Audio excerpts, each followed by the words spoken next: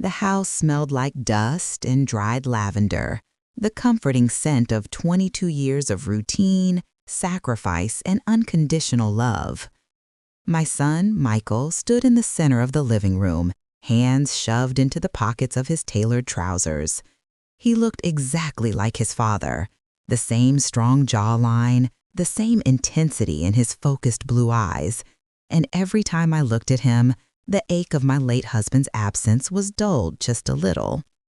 Michael was my anchor, my purpose, the beautiful, successful man I had dedicated my entire existence to raising. We were here to finalize the documents for the sale of the house. It was bittersweet, of course.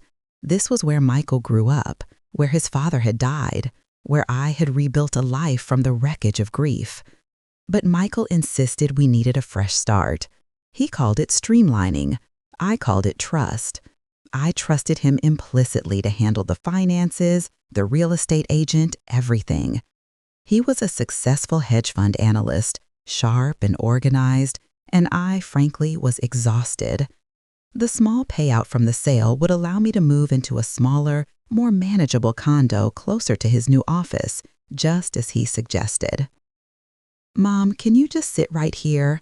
Michael pointed to the old armchair, the one with the frayed velvet arms that I hadn't replaced because he used to read there as a boy. "I need to record this closing statement for the attorneys."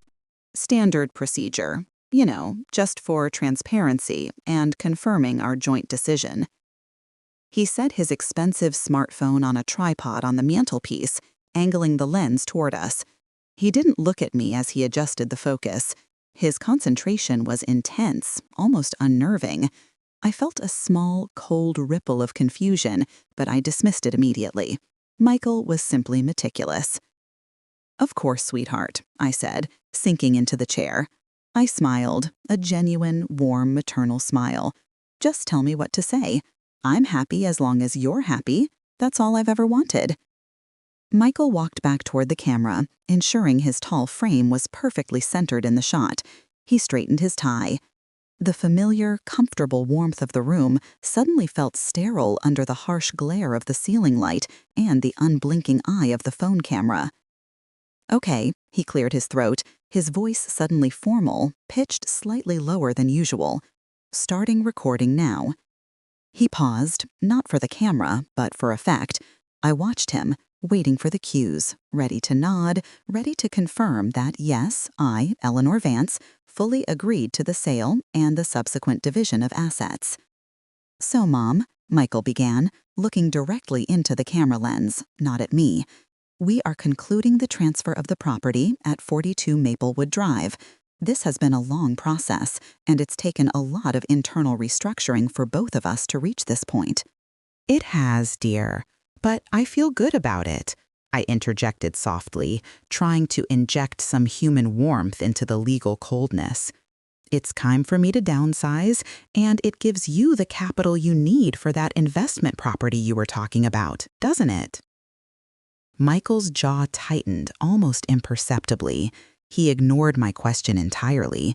He stepped closer to the camera, placing his hands on the marble fireplace surround, leaning in just slightly, a power posture.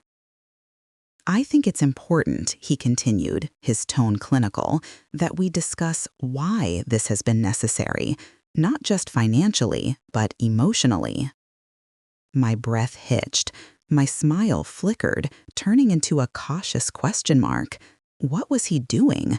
We had already discussed the necessity of the sale. We had cried over the memories. This was supposed to be a formality, not a psychological dissection. "Michael, what do you mean?" I asked, leaning forward. "We've been through all the emotion already. We agreed this was the best path forward for everyone." His blue eyes finally snapped away from the camera and focused on me, but they weren't the loving, earnest eyes I knew. They were flat, cold, and assessing, like those of a doctor delivering a diagnosis. "No, Mom, we haven't been through the real reason," he stated, his voice devoid of inflection, a practiced performance. "You seem to think this move is about downsizing, about a condo, about my investment. It's not. It's about freedom. The word freedom echoed strangely in the silence of the old room. I felt a sudden dryness in my throat, a prickly sensation spreading across my shoulders. Freedom from what? Freedom from the financial burden of this place? Yes, I know, I mumbled, trying to stay positive, trying to regain control of the narrative. No, Mom, he repeated, louder this time. He took a deep theatrical inhale, still locked onto the camera lens. I realized with sickening clarity that this wasn't for the attorneys. This was for him, or maybe for someone else. Look, I love you, he said, the words sounding less like an affirmation and more like a necessary preamble to an execution. But I cannot move forward with my life, with my goals, with my relationship under the current dynamic. My hands were shaking slightly. My internal monologue was screaming, what dynamic? The one where I paid your tuition? The one where I nursed you through that horrible accident? The one where I refused to date after your father died so you wouldn't feel overshadowed? We've done everything together, Michael, I whispered, hurt beginning to curdle in my stomach. I've always supported your choices. I even agreed to postpone my retirement savings so you could have that unpaid internship that turned into this fantastic career. He smirked, a quick, unpleasant twitch of the mouth that vanished instantly. And that's the problem, isn't it? Everything is about what you sacrificed. Everything is weighted down by your history, your suffering, your expectations. He paused, and the silence stretched tight and thin, like cheap saran wrap ready to tear. I could hear the faint ticking of the grandfather clock in the hallway, counting down to something terrible. He looked straight into the camera, tilting his chin up slightly, the perfect picture of a burdened martyr finally speaking his truth. He said the 4 coldest words I have ever heard in my 54 years of life. You're the reason we're not happy. The world stopped. It didn't spin, it didn't wobble, it simply froze mid-rotation. The sound of his voice speaking those words hit me with the force of a physical blow. It wasn't just the message, it was the delivery. Calculated, performed, uttered not as an outburst of frustration, but as a deliberate statement of fact, recorded for posterity.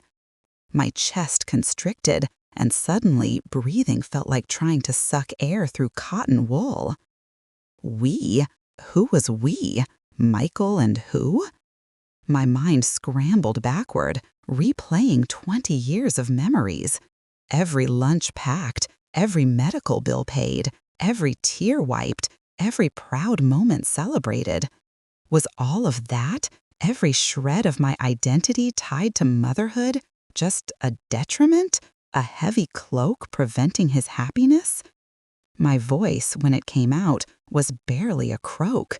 Michael, I don't understand. What have I done? How have I stopped you from being happy? He sighed, the sound loud and patronizing in the mic. He finally stepped away from the camera, dropping the performance facade, but the hostility in his eyes remained. It's not one thing, Mom. It's the constant presence, the neediness, the fact that every major financial decision I make has to be mitigated by your need for security, your fear of change. Victoria and I want a life that is ours, a life that doesn't require us to constantly factor in where you'll be, or what you'll need next year, or what memory this specific chair holds for you.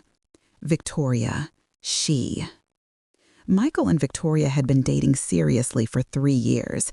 She was lovely in a sharp, intimidating way, always impeccably dressed, always successful, always talking about their future plans for travel, investment, and freedom.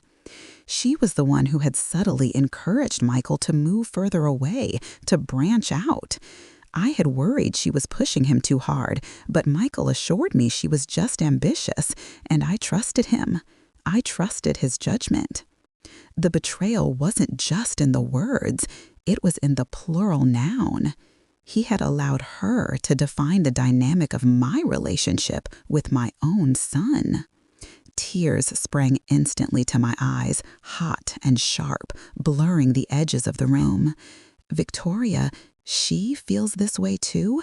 You're telling me that all the support I gave you, all the effort I made to be supportive of your relationship with her, you both see me as an obstacle?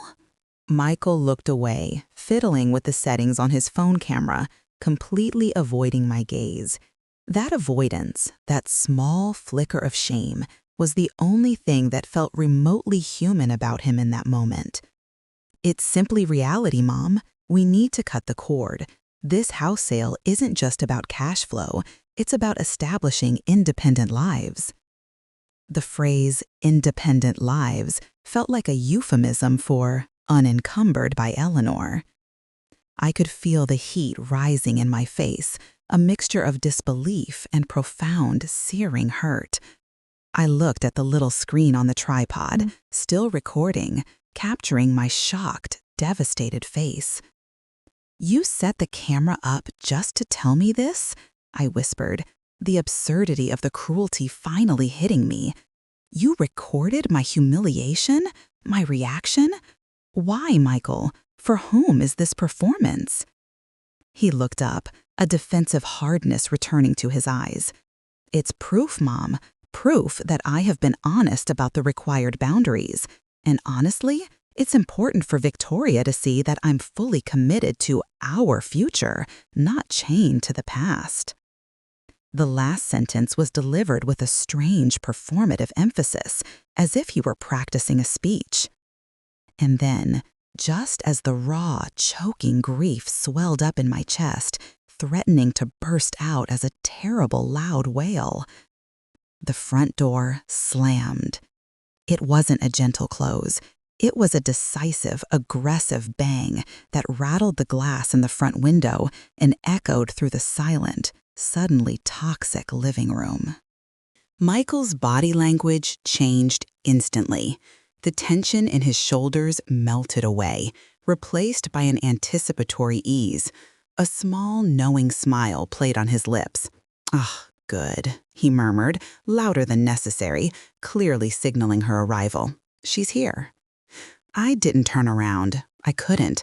All my attention was riveted on my son, the man who had just dismantled 20 years of my reality in 4 brutal words. The air went dead, heavy with the stench of betrayal. I felt the physical presence of she before I heard her footsteps on the hardwood floor. Victoria walked in, carrying a stylish, oversized leather tote and radiating the calm, calculated confidence that always made me feel instantly messy and inadequate. She stopped dead when she saw my face, my tear-streaked cheeks, my wide, horrified eyes. She didn't look surprised. She looked satisfied. Her gaze flickered from me to Michael, and an instantaneous, silent understanding passed between them, a coded message I was not meant to intercept, but witnessed anyway. It was the look of co-conspirators. She knew. They knew. The betrayal was complete, planned, and executed perfectly. Victoria approached Michael, kissed him quickly on the cheek, and then turned to me, her expression shifting instantly to a mask of concerned sincerity. Too late. I had already seen the victory flash in her eyes. "Eleanor, dear, are you all right?" she asked, her voice laced with that specific, sickly sweetness that always put me on edge. "Michael, what happened? You look distressed, Eleanor." I needed to scream. I needed to stand up and slap the manipulative facade right off her perfect face. But my body was paralyzed by shock. The only thing I could manage was a ragged, shaky whisper aimed straight at the son I thought I knew. My voice barely carried over the space between the old armchair and the fireplace. "Are you seriously doing this to me for her?" I wasn't asking if he was choosing her. I was asking if he was weaponizing the deepest wound of my life, my identity as his mother, to placate his ambitious girlfriend? Michael looked at Victoria, then back at me. His expression was flat, resigned, almost bored, as if dealing with a tiresome child. "It's not for her, Mom. It's for us," he corrected, emphasizing the plural pronoun again, twisting the knife deep into the wound. And frankly, yes, if choosing a future where I don't have to manage your emotional needs every Sunday means choosing Victoria and the life she offers, then yes, I am choosing that. He didn't apologize. He didn't soften the blow. He confirmed that I was the required sacrificial lamb for his new, perfect life. I felt a profound shift inside, like a tectonic plate grinding violently against another.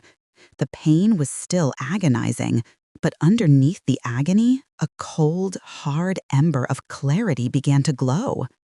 All those little moments I had dismissed, the canceled lunches, the subtle eye rolls when I asked about his job, the way he always deflected my questions about their wedding, they weren't just signs of a busy, successful man. They were signs of active withdrawal, orchestrated by the woman standing next to him, beaming with quiet triumph. Victoria placed a hand on Michael's arm, a proprietary gesture. "Eleanor, please don't make this difficult. We are being financially responsible. Michael is stressed enough trying to manage all of this." "He's stressed?" I almost laughed. He was stressed from the effort of manipulating his own mother out of her home and her peace of mind. I closed my eyes for a long moment, focusing on the heavy, rhythmic beat of my own heart, trying to keep up with the catastrophic emotional shock. When I opened them, the tears were gone, replaced by a terrible, empty resolution. "You've made your choice, Michael," I said, my voice steady now, unnaturally calm. I glanced at the camera still recording. "You've drawn your boundaries. You've defined my role in your life. And you've done it on camera, in front of your partner." I stood up, pushing myself out of the velvet chair. My knees felt weak, but I forced myself to stand tall. I looked at the man who was once my heart, and then at the woman who had helped him sever that connection. "The house is yours. Do what you need to do with the paperwork. But understand this. If my presence is the primary obstacle to your happiness, then I will remove it completely." Michael blinked, looking momentarily thrown off script. He clearly expected hysterics, pleading, or bargaining.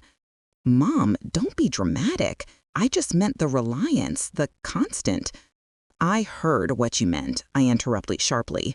"You meant I am disposable. You meant the decades I spent investing in you are now a debt you resent paying. Fine, the conversation is over."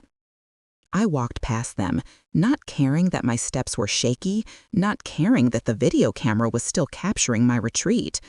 I walked toward the front hallway, needing only to gather my small handbag and the keys to my borrowed car. I stopped at the front door, my hand on the cold brass knob. I turned back for one last look at the scene of the execution. Michael, standing tall and self-righteous. Victoria, standing close, subtly victorious. "You really didn't need to do all that, Michael," I said, a final, hollow assessment of his tactics. "You could have just told me you wanted the money and needed me gone. I would have left. But you chose to destroy me first." He didn't answer. He just watched me go, his eyes already drifting back toward Victoria. I opened the door and stepped out into the evening chill, leaving behind the house, the lavender scent, and the man I thought was my son. The response he gave me, the calculated choice of "it's for us" over the truth, changed my life forever. It didn't just hurt. It detonated every single assumption I had about loyalty and unconditional love. And I knew, standing on that cold porch, that this was not the end of the conflict. It was only the opening skirmish. She drove the borrowed compact car, a loaner from a sympathetic neighbor who had seen her fleeing the house the night before, eyes red-rimmed and story untold, back toward Maplewood Drive, like a penitent returning to the scene of a crime. The memory of Michael's cold assessment, the recorded declaration that she was the impediment to his happiness, still played on a constant, relentless loop in her mind. She hadn't slept.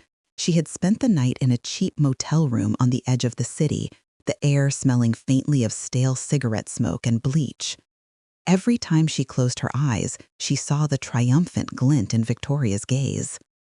She only needed 40 minutes, she told herself, just enough time to grab the box of irreplaceable mementos from the basement storage closet, her necessary medications, and the heavy winter coat she had left hanging in the mudroom. She had fled with only her purse, the keys to the loaner car, and the ragged remnants of her dignity. The front door was unlocked. Michael had probably left it that way, a deliberate gesture of indifference, signaling that the house was already functionally theirs, and she was merely passing through, an invited trespasser. The interior was silent, but the atmosphere was thick, charged with the lingering toxicity of the previous night. She heard voices emanating from the sunroom, Michael and Victoria murmuring over spreadsheets. They hadn't gone far. They were already entrenched, basking in the glow of their shared victory. Eleanor moved quickly through the living room, averting her eyes from the velvet armchair and the cold marble mantelpiece where the camera had recorded her destruction. "Mom?" Michael's voice cut through the silence, sharp and irritated. He sounded exactly like a busy executive whose meeting had been interrupted by an inconvenient delivery. She stopped in the hallway. "I'm just retrieving some essentials. I won't be long."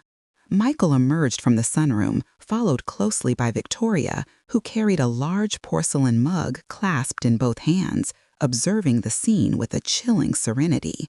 Michael was dressed in fresh clothes, looking invigorated by his display of authority.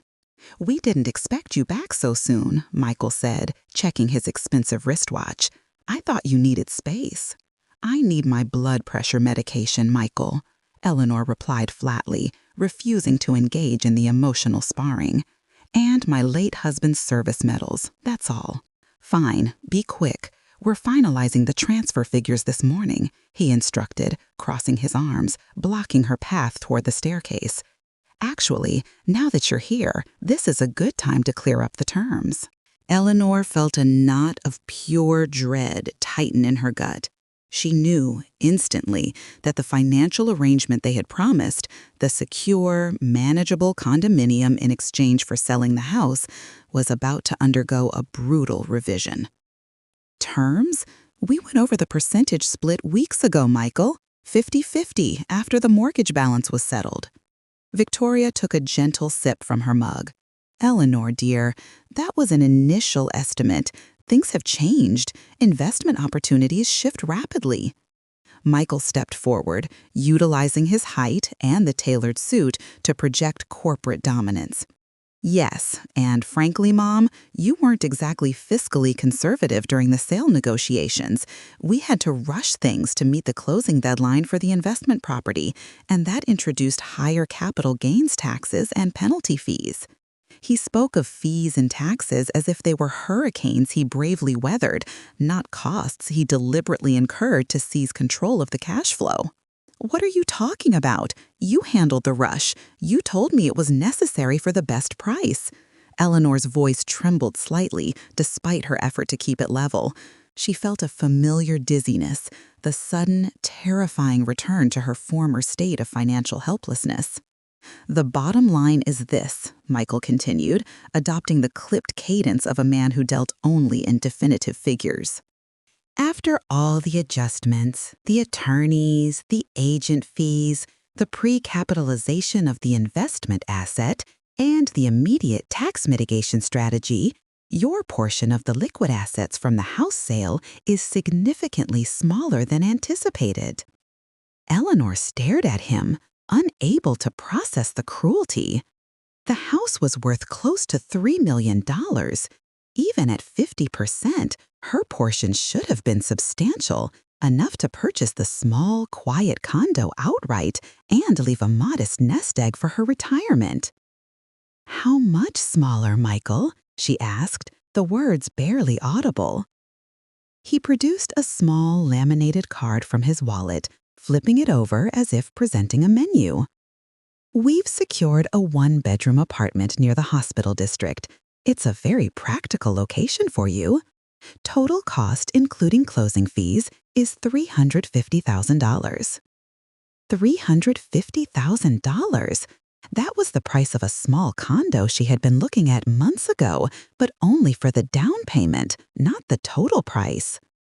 Michael, that unit is barely 600 square feet, Eleanor whispered, horrified. And it was listed at $680,000. That's not nearly enough for the down payment and the rest of the purchase. Michael didn't flinch. Victoria smiled faintly.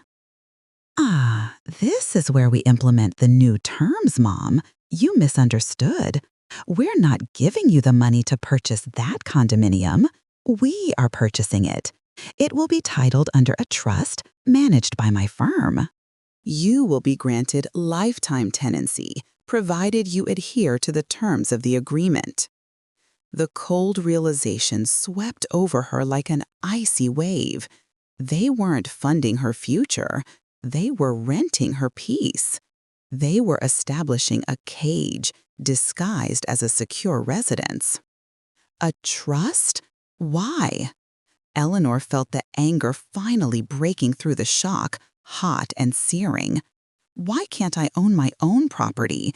This was supposed to be my financial security.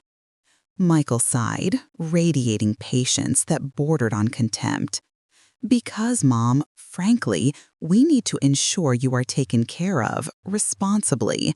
You're not skilled at asset management, and we cannot risk you making rash decisions, selling the property, or moving far away, thereby incurring massive liquidation fees that affect our ability to generate returns. Victoria chimed in, her voice smooth and reasonable. It's protection, Eleanor. Think of it as a guaranteed managed residency. Michael is taking all the risk on the financing, and you get guaranteed housing stability. Plus, the remaining funds, what was designated as your liquidity, will be deposited into a restricted account managed by us. We will disperse a fixed monthly allowance of $1,800 to cover your utilities, food, and small expenses. $1,800? Eleanor gasped. The property taxes alone on this house cost more than that annually. What about my medical expenses? What about the maintenance on that condo? What about the savings I need for retirement? My half of the house sale was supposed to be close to $1.2 million. Michael raised a calming hand, but the gesture only served to enrage Eleanor further. Mom, the actual net liquid proceeds from the sale are closer to $1.9 million. We need $1.4 million of that immediately for the high-yield investment vehicle. Your share, $500,000, has been allocated as follows: $350,000 towards securing the trust residency, and the remaining $150,000 will be held in the managed fund to generate your monthly allowance. It's mathematically sound, and it ensures you stay comfortable and secure. The clarity of the calculation was what gutted her. This wasn't a mistake. It was a calculated seizure of capital designed to render her both financially dependent and geographically fixed. They hadn't just removed her from their lives. They had reduced her existence to an $1,800 monthly stipend, overseen by the very people who had betrayed her. They weren't just worried about her being needy, they were worried about her being free. "You've stolen my life savings," Eleanor stated, the accusation ringing with stark finality. "You convinced me to sell my home, my only major asset, under false pretenses. You manipulated me into believing I would have financial independence, and instead, you've put me on a monthly allowance, Michael. You've turned me into a ward." Michael's composed facade finally fractured, yielding a flash of icy defensiveness. "Don't be hysterical, Mom. This is what responsible adults do. We are protecting you from yourself. We are ensuring you don't squander the capital we worked so hard to accumulate. And truthfully, yes, this also secures the capital required for our freedom and future. He emphasized our again, cementing the alliance, using it as a shield. Victoria nodded subtly in approval. The choking helplessness she felt the previous night returned, but this time it was laced with the bitterness of absolute certainty. They didn't merely want her gone, they wanted her neutralized. A grateful, dependent mother in a tiny apartment kept quiet by a meager, managed allowance. "I won't accept this," Eleanor said, her voice dropping to a low, dangerous register she hadn't used since her husband's death. Michael laughed, a sharp, dismissive sound. "You don't have a choice, Mom. The papers are already being drawn up reflecting the trust arrangement. You signed the general asset allocation forms already. You trusted me, remember?" The last 3 words were the sharpest blow of all, twisting the knife he had already buried in her back. "You trusted me." Eleanor felt the physical toll of the conversation. Her hands were trembling so violently she had to clench them into fists. She glanced down the hallway, the way to the basement suddenly feeling miles long. She needed the medals.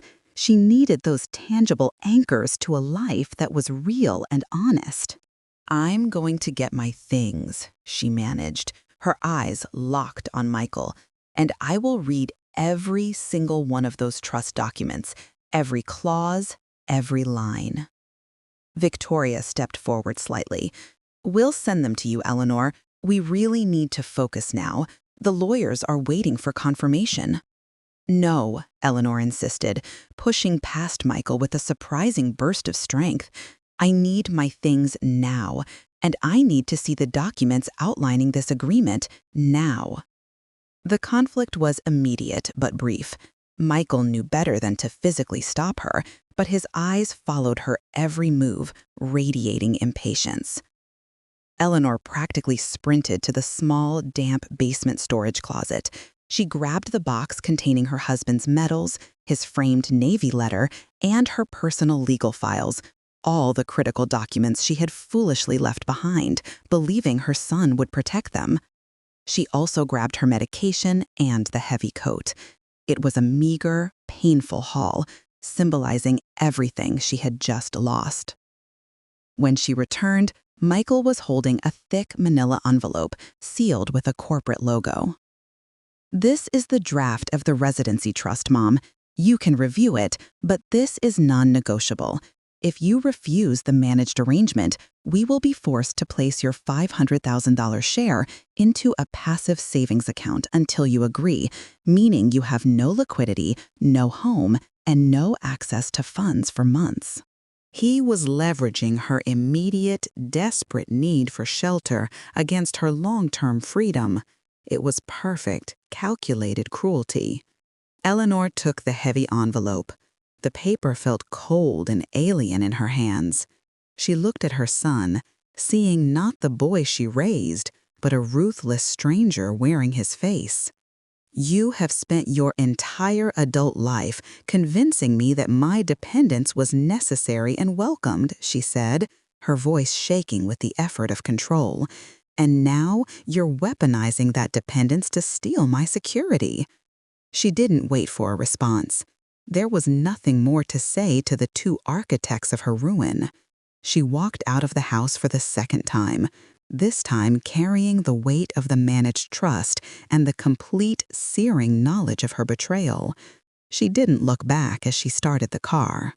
Driving away from Maplewood Drive, Eleanor Vance, the recently widowed mother who was supposed to be downsizing into a comfortable retirement, was now a woman with less than $2,000 in her checking account, a box of relics, and a legal agreement that reduced her existence to supervised tenancy.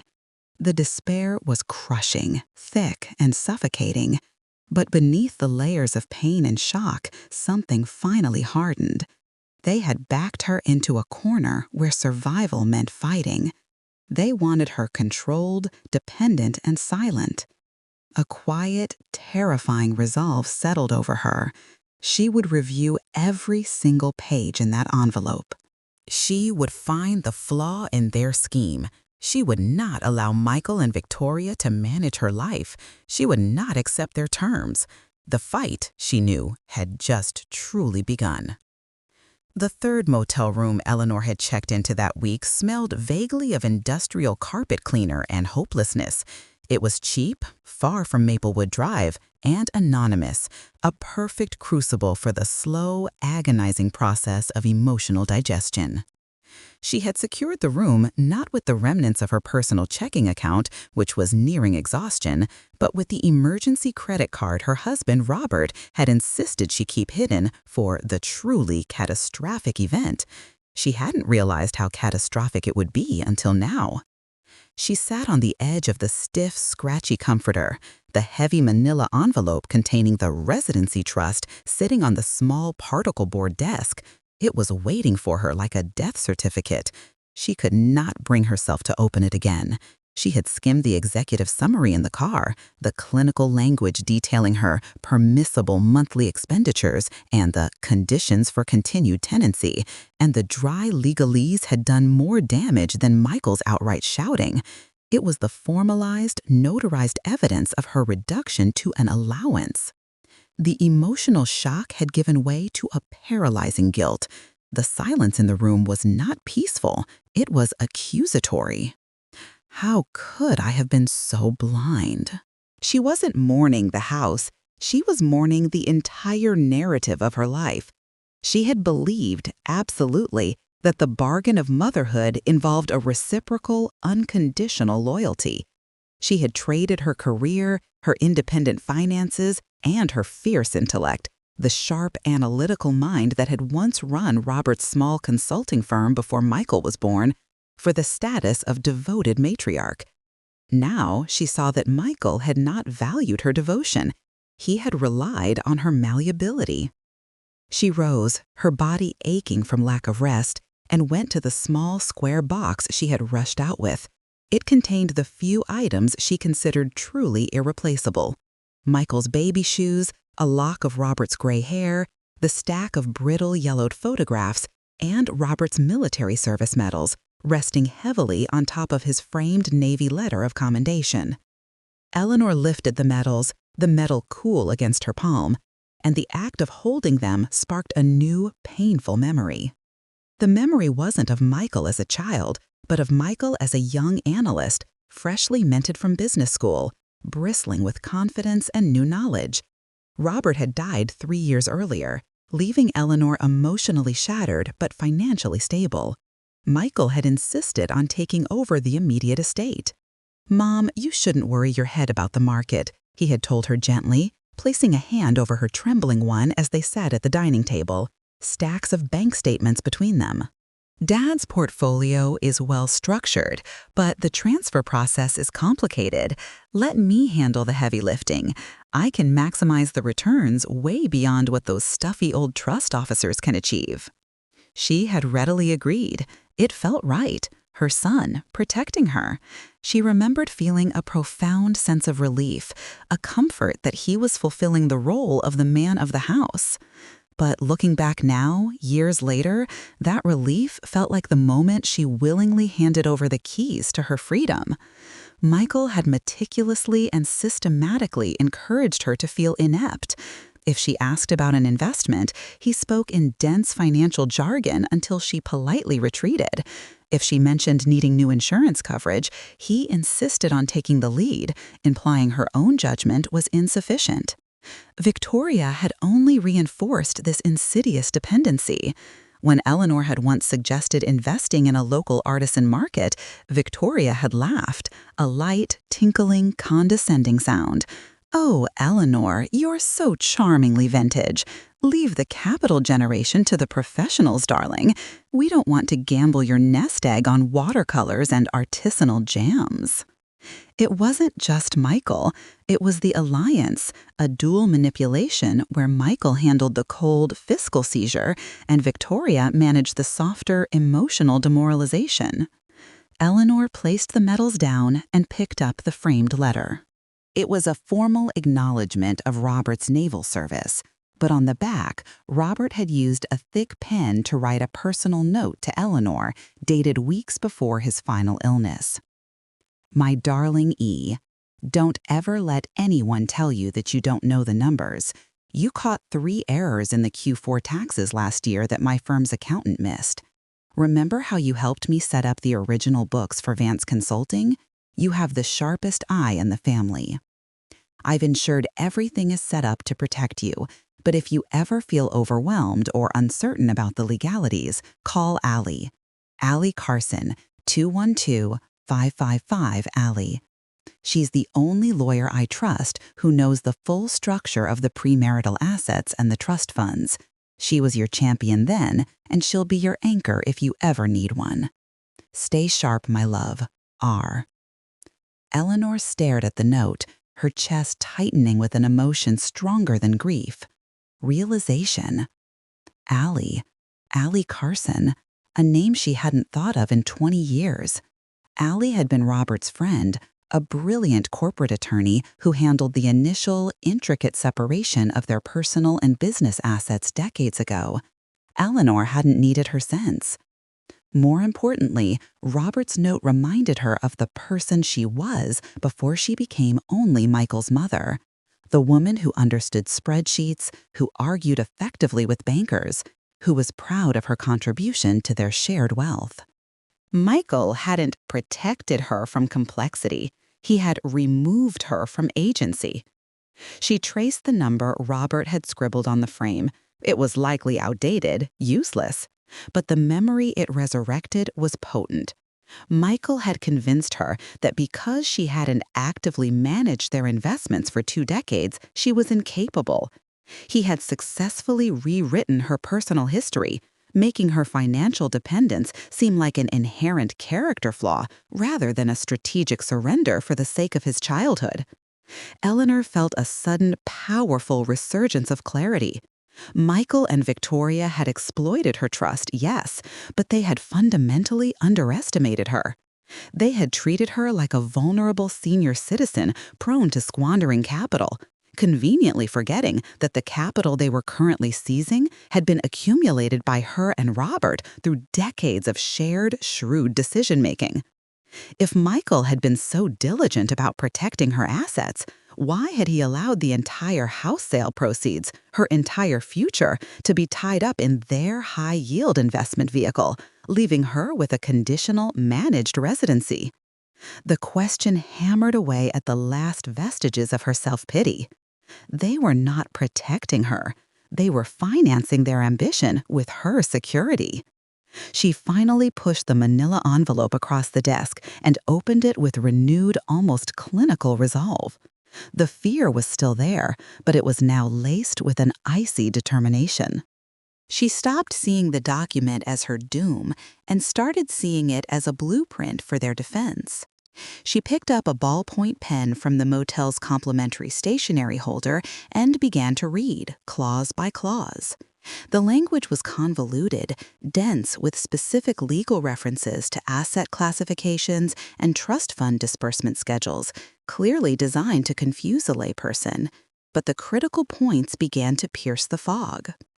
The trust stipulates that Eleanor Vance, the beneficiary, shall not hold direct title to the property.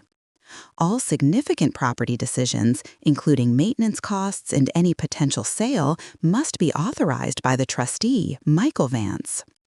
Annual disbursements are conditional upon the beneficiary maintaining residency within the specified geographic parameters, Hospital District Zone 4.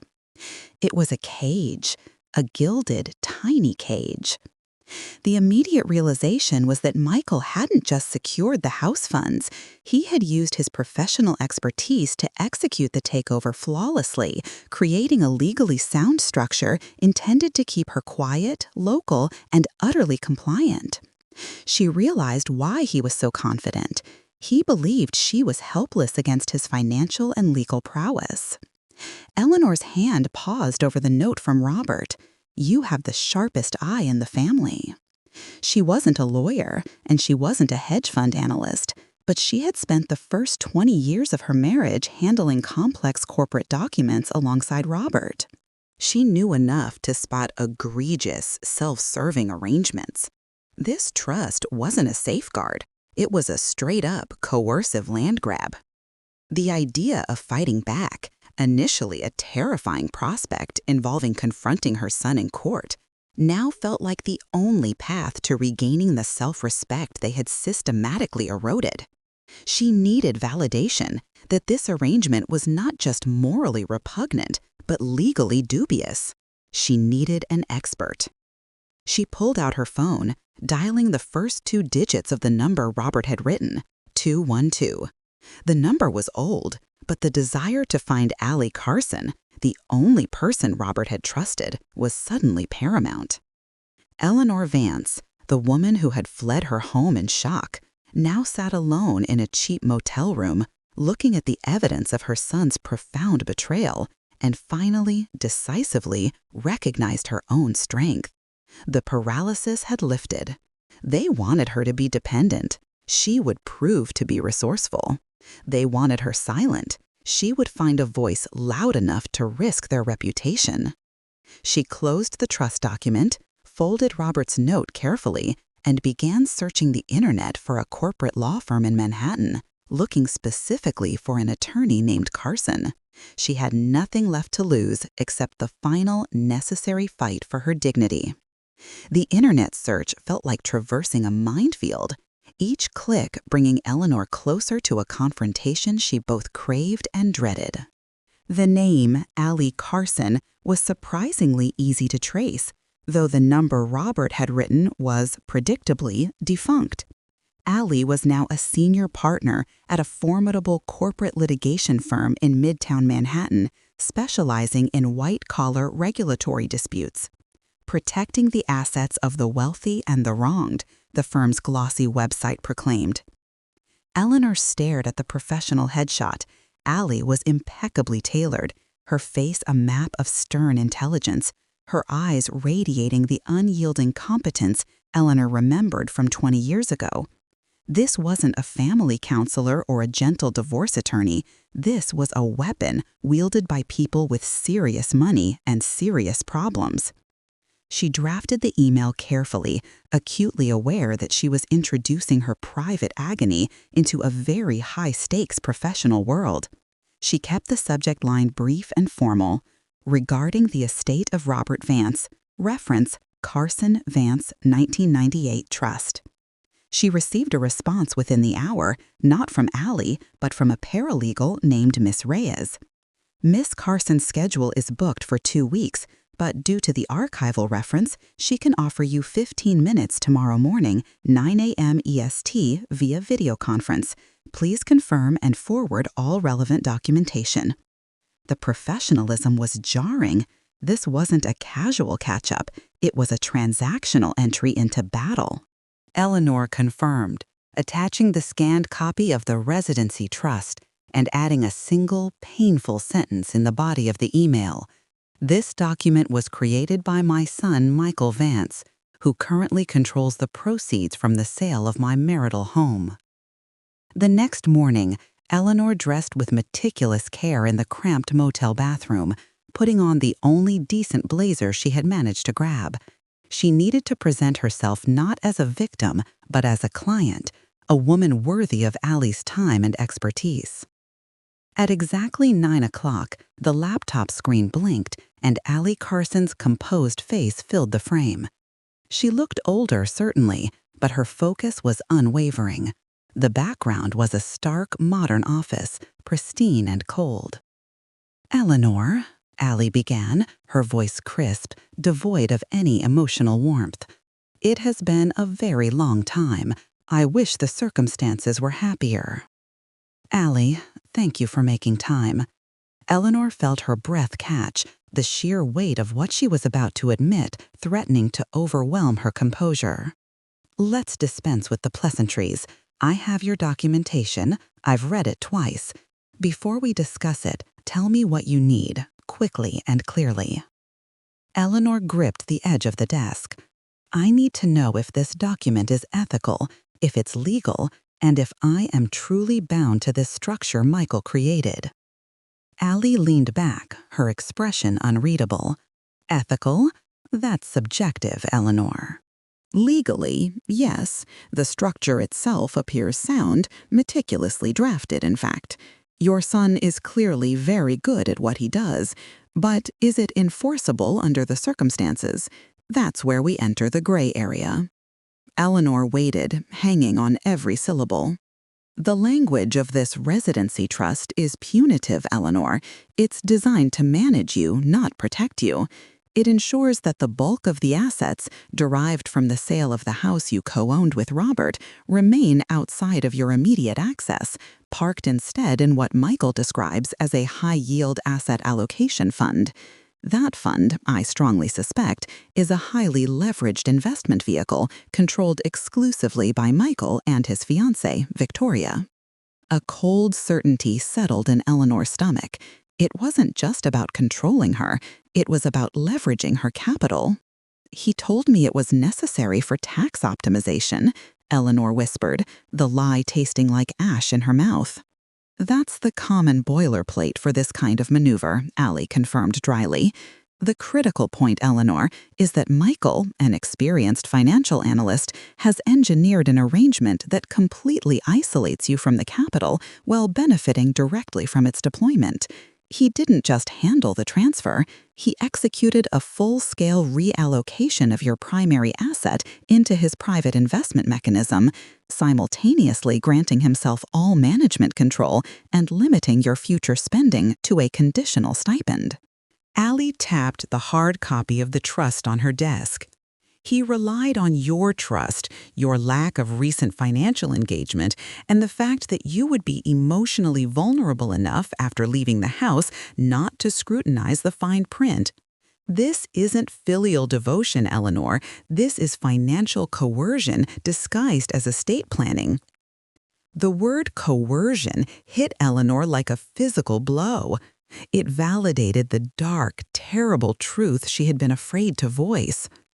Robert structured his estate to protect you absolutely, Allie continued, softening her tone marginally. He explicitly separated your personal assets from his business investments precisely so you would never be financially beholden to anyone. Michael appears to have systematically dismantled those protections over the last few years, culminating in this trust. Can he do that? He took advantage of a legal loophole common when a spouse passes, allowing the designated trustee, Michael in this case, to reorganize assets under the pretense of maximizing returns for the beneficiary, which is you. If he can demonstrate that you tacitly consented to this structure and, given you signed off on the initial sale and asset transfer, he will argue you did, it becomes a difficult, expensive fight. He implied that if I fight him, I'll drain my resources and end up with nothing, Eleanor said, her voice shaking slightly. Allie nodded grimly. That's the threat inherent in this kind of action. It's a calculated risk management strategy.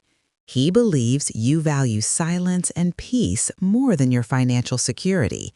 He believes you will never sue your own son. The question hung between them, heavy and suffocating. Eleanor swallowed, pressing her fingernails into her palm.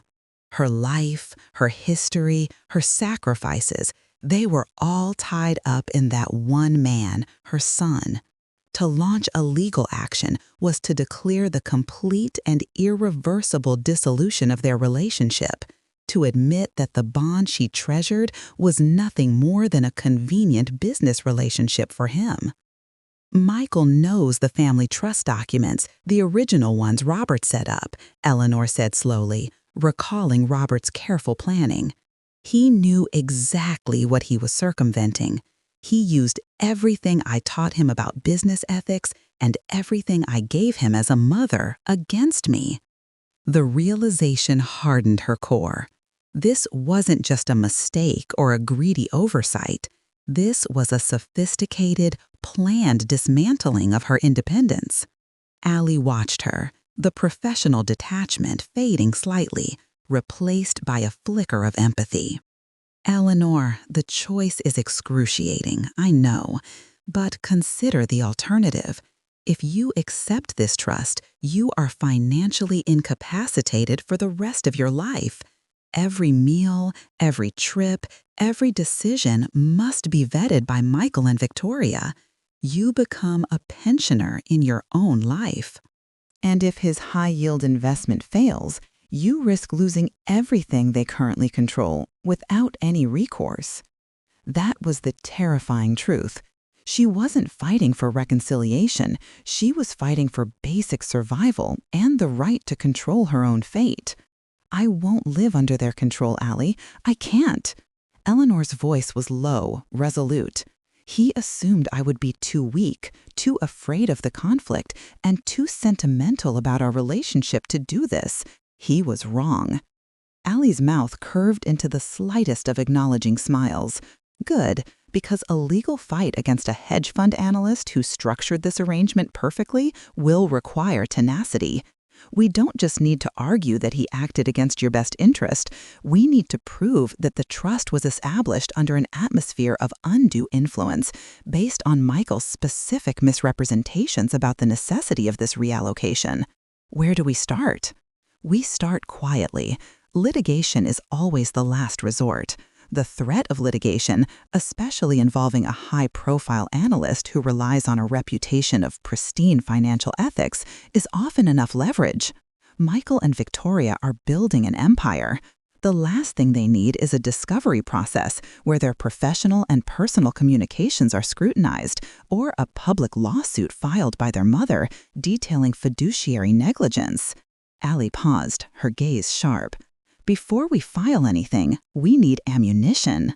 We need proof that Michael was planning this move, that he was consciously concealing the true nature of this investment structure. He likely used personal channels, emails, texts, to discuss the high-yield move with Victoria. We need to find evidence that shows he wasn't acting as a concerned son, but as a predator exploiting a financial opportunity. Eleanor felt a thrill of cold purpose. This was not the mother searching for forgiveness. This was the shrewd partner Robert had admired, reawakened by betrayal. "I need to become a detective?" Eleanor asked. In essence, yes. Everything is done digitally now. We can obtain discovery later, but if you have access to any records, account statements, old emails, shared files, that might shed light on their intentions. That moves us forward exponentially faster. Think about how they operated. Did they use a specific server? Did Michael ever send you a large, complex statement just to confuse you? He handled everything. He specifically told me not to worry about the digital paperwork after Robert died. He consolidated everything into accounts he managed. Eleanor rubbed her temples, trying to force the fog of past dependency away. But I do have access to Robert's original desktop hard drive. It was stored away. Michael never asked for it. Allie's eyes widened slightly. That could be invaluable. Sometimes people overlook the old physical relics. Retrieve that drive immediately.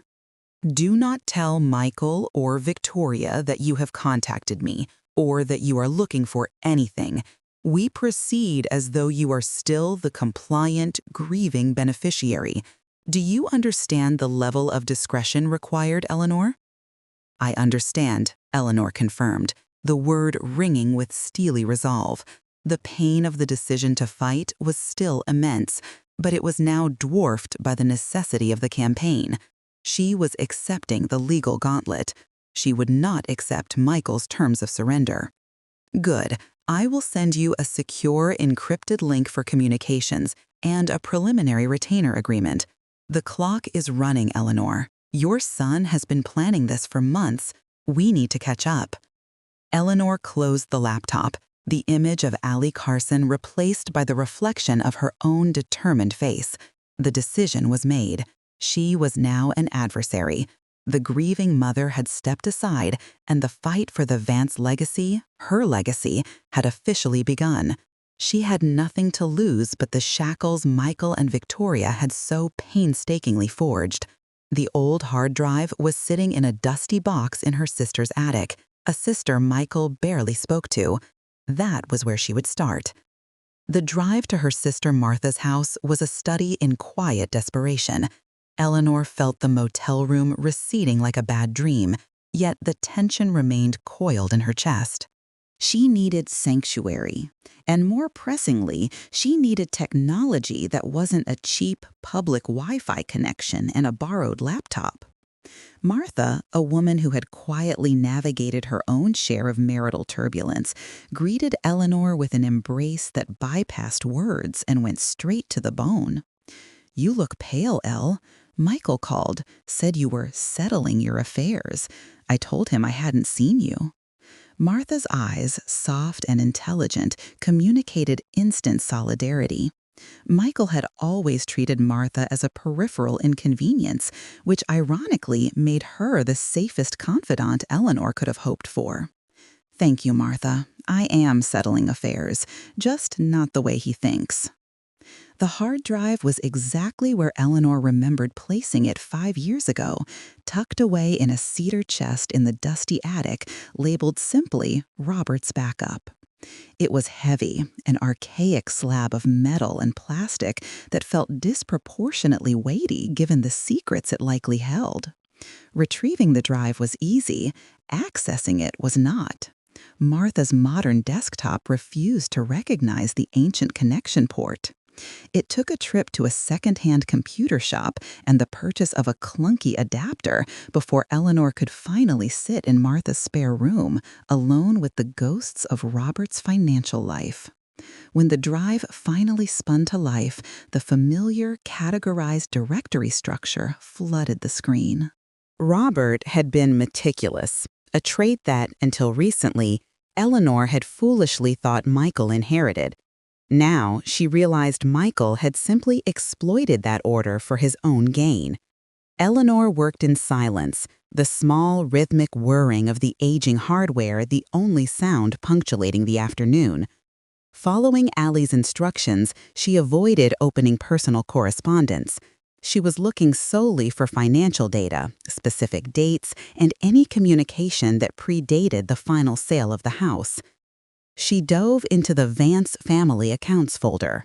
Robert had always maintained clear divisions: the joint operating account, the estate residuals, and a separate folder marked Michael, Education and Future. In the estate residuals folder, Eleanor found the paperwork she expected: copies of the original will, the probate documents, and the formal valuation of the house from 2 years prior. But deeper, under a subfolder dated 3 months before Robert's death and labeled cryptically Succession, she found the first piece of undeniable, cold evidence. It was an email chain between Michael and Robert dating back 6 years, discussing investment strategies. Initially, it was a proud father mentoring his ambitious son, but the tone shifted sharply in the final months. Robert Vance to Michael Vance. Date, 18 months ago. M. I am fundamentally opposed to mixing the family residence assets with your high-yield hedge strategies. Mom's safety net must remain liquid and accessible. The market volatility you are chasing is inappropriate for her established portfolio. We agreed she needs certainty, not maximum return. Eleanor reread the exchange until the words burned onto her retina. We agreed she needs certainty. Her late husband had anticipated exactly this risk and had specifically tried to shield her. She skipped ahead, her fingers trembling, searching for Michael's response. It was found in a draft email saved on the drive. A response Michael had clearly written but decided not to send to his ailing father. Michael Vance, draft to Robert Vance. Dad, with all due respect, your approach is outdated. Holding that amount of capital in low-yield bonds is negligent. We are leaving millions on the table. The current market is primed for the Vance Victoria Fund, but we need that core liquidity to leverage the first acquisition. She doesn't need immediate access, she needs assurance. We structure the trust to provide the illusion of protection while maximizing the asset base. It's smarter, cleaner, and gives us the runway we need. The Vance Victoria Fund. The term hit Eleanor with the force of a physical blow. It wasn't Michael trying to maximize her returns. He was planning to siphon her life savings, the proceeds of the house she had lived in for 3 decades, directly into their private, self-serving business vehicle.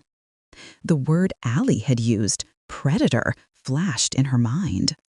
This was not a sudden decision made in the throes of new romance. This was premeditated calculation spanning years. The house sale, the moving out, the residency trust, it was all designed to feed the Vance Victoria Fund. Her eviction was the financial down payment on their empire. Eleanor felt a wave of nausea, followed by a searing, crystalline clarity. Grief was replaced by righteous fury. She was not fighting a loving son who made a mistake. She was fighting a sophisticated opponent who had treated her assets and her trust as a necessary transaction cost. She spent the next hour meticulously searching for documents related to this Vance Victoria Fund. Michael was too smart to leave formal fund agreements on an unsecured drive, but she found something equally telling: an extensive, highly technical proposal for a hedge fund structure. It was titled Project Freedom, Capital Aggregation Proposal Q4. She opened the file, running Allie's security encryption software concurrently. The document, clearly drafted by Michael and Victoria, her initials appeared in the margin notes, outlined their initial capital requirement. Halfway down the second page, under the heading Initial Capital Required, was a single, terrifying figure: $2.4 million. Eleanor stared at the amount. It was the precise amount, down to the thousand, that Michael had withheld from her during the house sale closing, funneling it into the high-yield asset allocation fund he now controlled. The smaller amount he had offered her for the condo was merely the residue, a strategic pittance to ensure she remained dependent. The sheer audacity was breathtaking. They had used her wealth, the cornerstone of her security, to launch their professional dreams, branding the entire endeavor Project Freedom. Her subjugation was quite literally their liberation. She found a series of detailed encrypted messages sent from Michael to Victoria through a third-party messaging service, backed up on Robert's old server before Michael changed all the passwords. Michael to Victoria. Date: 2 months prior to Eleanor moving out. The closing timeline is tight.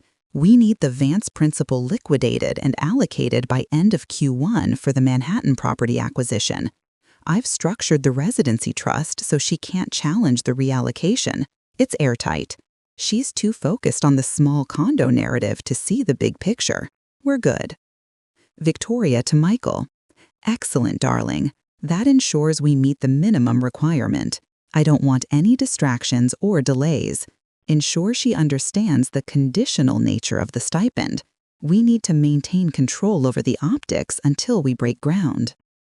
Eleanor's hands clenched so tightly the cheap laptop mouse creaked. This was the conversation that solidified the conspiracy. They had joked about her vulnerability. They had planned her financial obliteration like a routine business merger, referring to her fate as control over the optics. The pain was no longer vague, emotional heartbreak. It was the cold, sharp pain of absolute, profound betrayal. Michael didn't just want her gone. He wanted her silence and her money. Victoria wasn't just his fiancée. She was the architect of the mechanism of her confinement.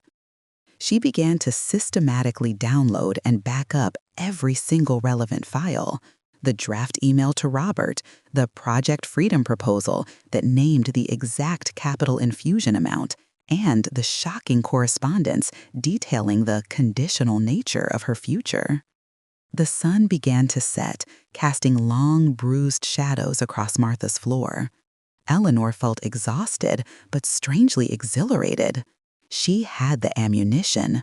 She was no longer operating on suspicion. She was operating on proof. She emailed Allie Carson, attaching the compressed, encrypted files in a single zip folder. She kept the message simple, precise, and devoid of emotion, mimicking the crisp tone Allie used. Subject: Deliverable, Vance Carson Trust Inquiry. Allie, attached, please find documentation regarding the structure referenced in my previous communication. Please review Project Freedom Capital Aggregation Proposal and the related email chain. The fund appears to be leveraged against 100% of the proceeds of the asset sale, allocated immediately upon closing. The intent appears to be premeditated financial leverage. She clicked send. Putting the laptop away, Eleanor felt the transformation complete.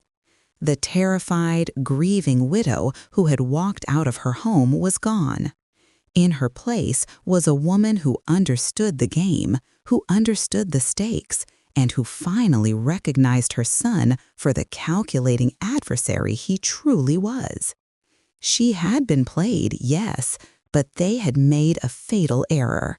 They had assumed she would never fight back, never investigate, and never reclaim the power they had built their future upon. Michael and Victoria were about to discover that the collateral they leveraged was not just money, but a mother's resolve. And that was a volatile asset they had catastrophically underestimated. The hunt was over. The counterattack was about to begin. The day following the great digital excavation unfolded with a chilling, artificial calm. Eleanor felt physically lighter, though the weight of the truth she carried was monumental.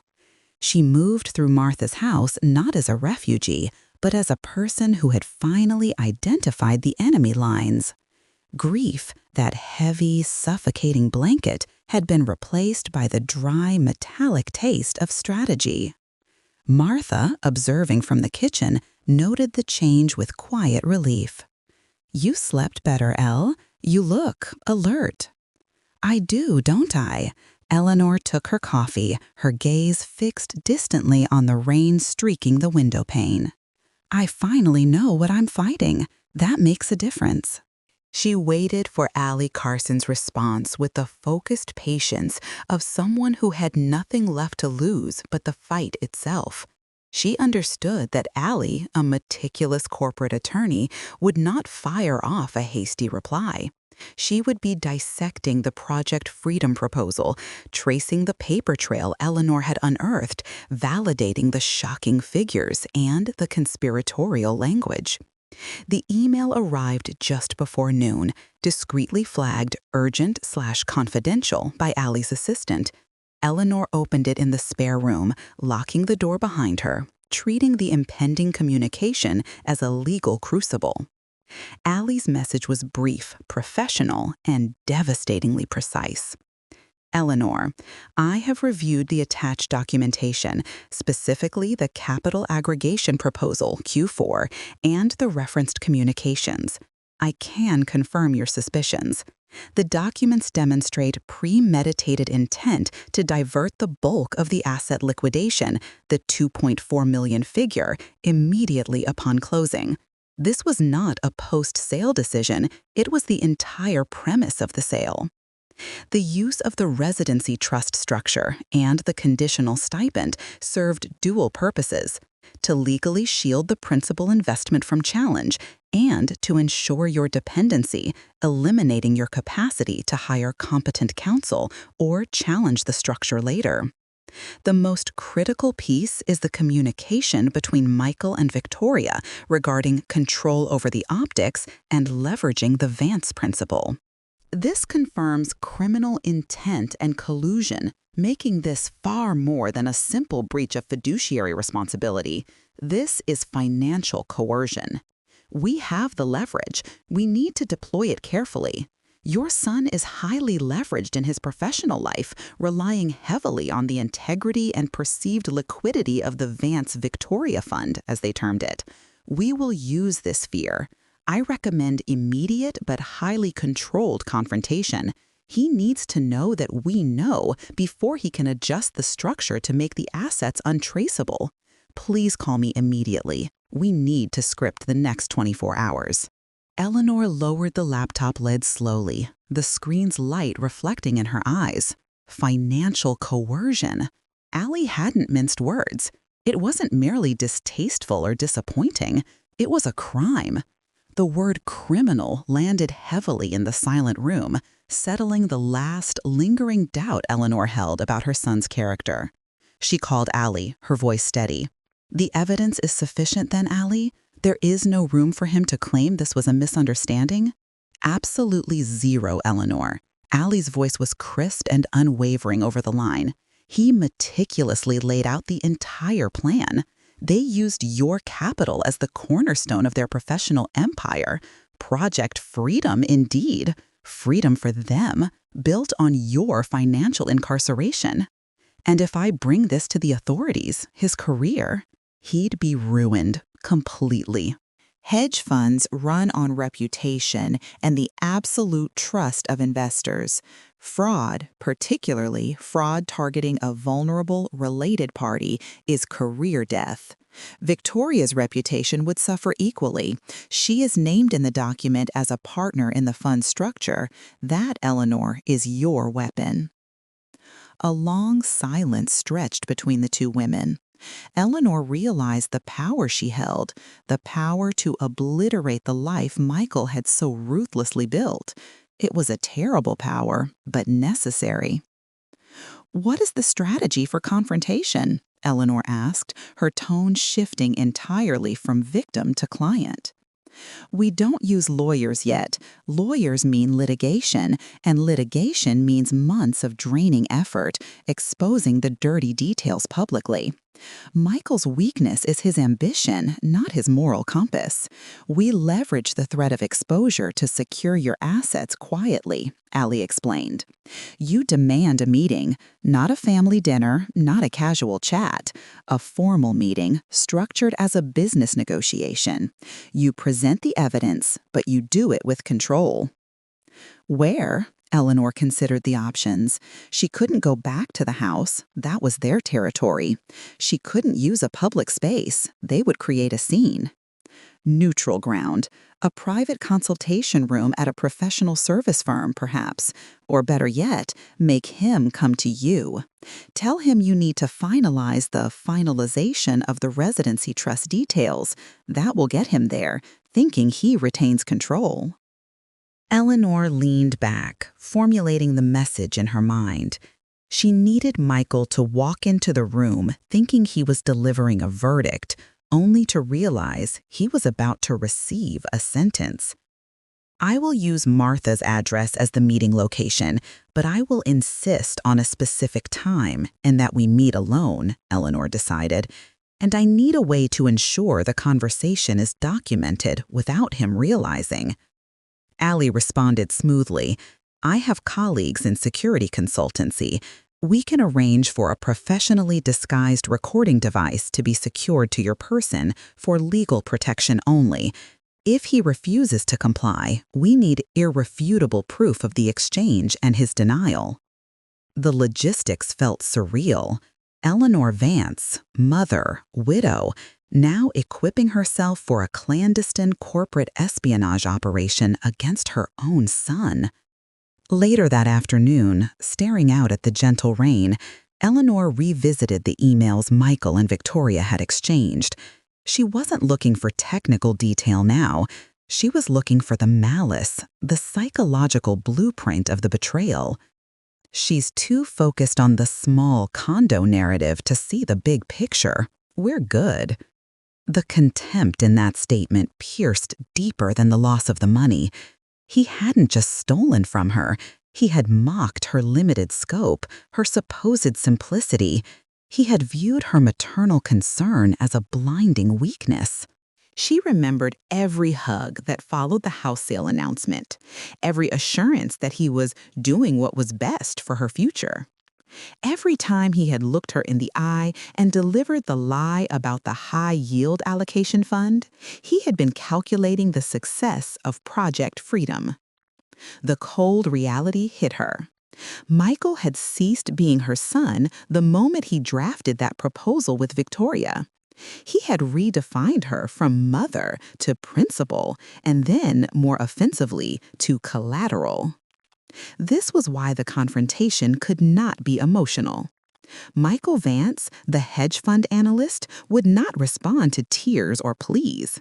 He would only respond to risk assessment. He had to be shown that the cost of Project Freedom was higher than the value of the assets it secured.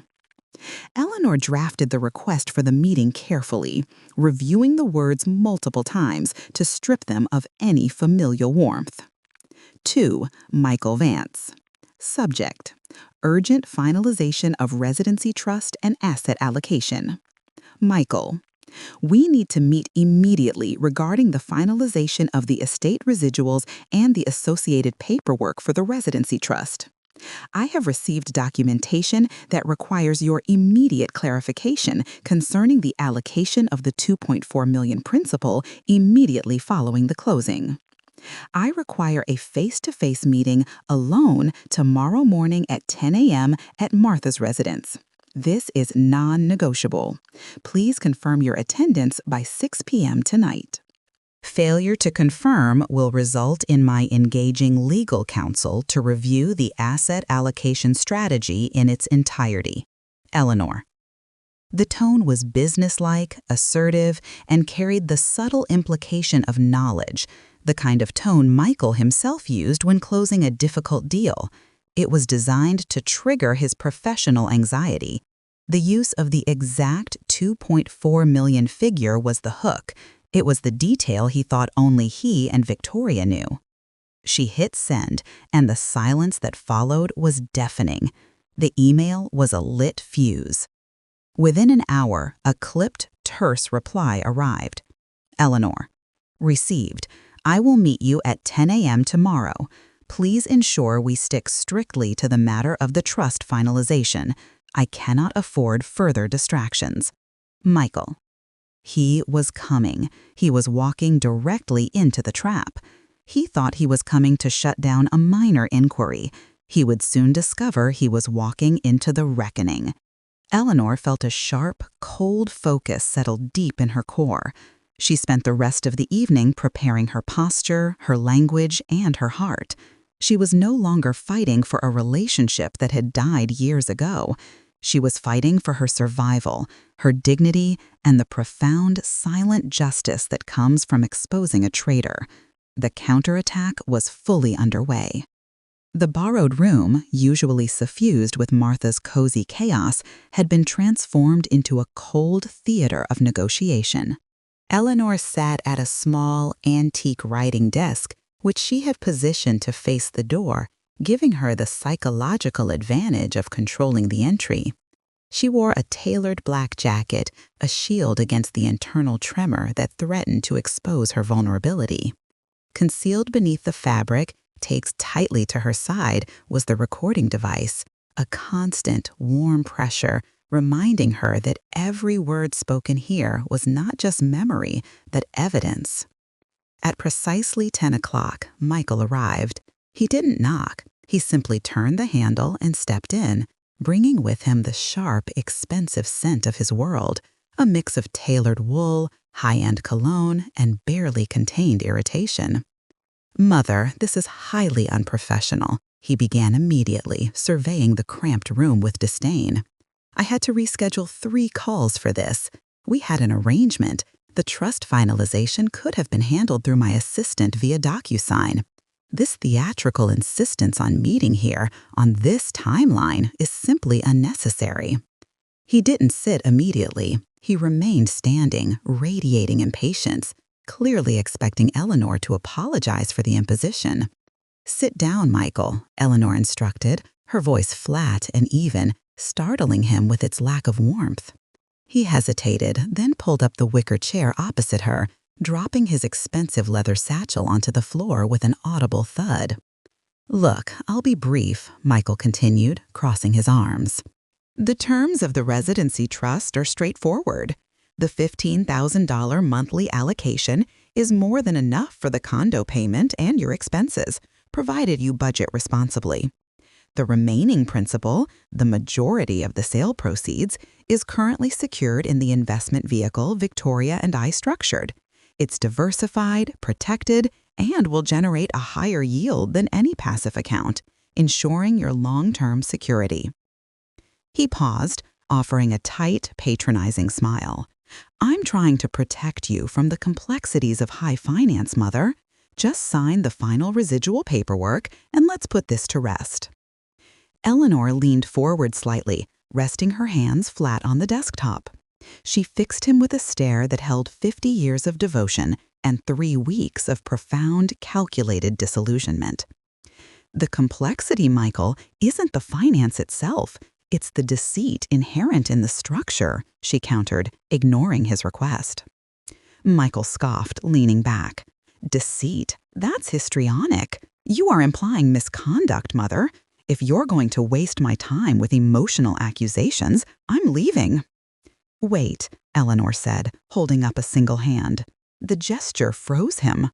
Let's discuss the principal figure. You mentioned the majority of the proceeds are invested. Let's talk specifics. I believe the total liquidation value of the house was $2.8 million. After closing costs, the residual capital was exactly $2,412,000. Michael's professional veneer flickered. He hadn't expected her to know the exact figure, a detail typically obfuscated by dozens of legal and accounting documents. His eyes narrowed. That is the approximate figure, yes. Why?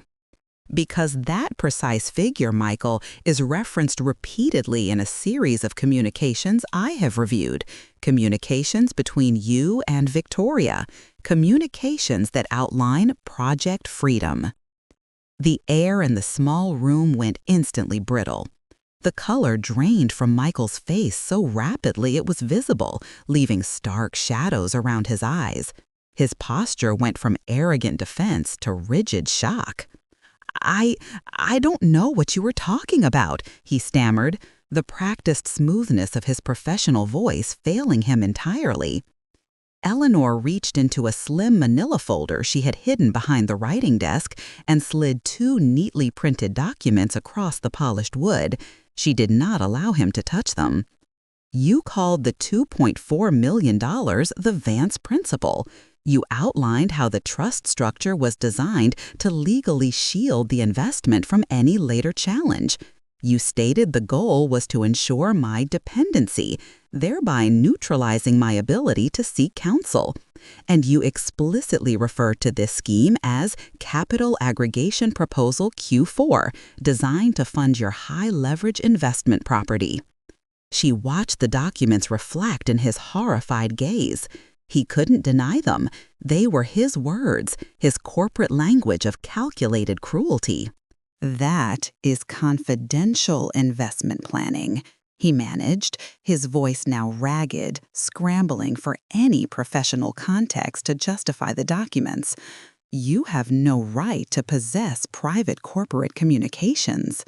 They are communications detailing the theft of my money, Michael, Eleanor corrected, the word theft landing with the force of a slammed gavel. They are the blueprint for financial coercion and, frankly, fraud.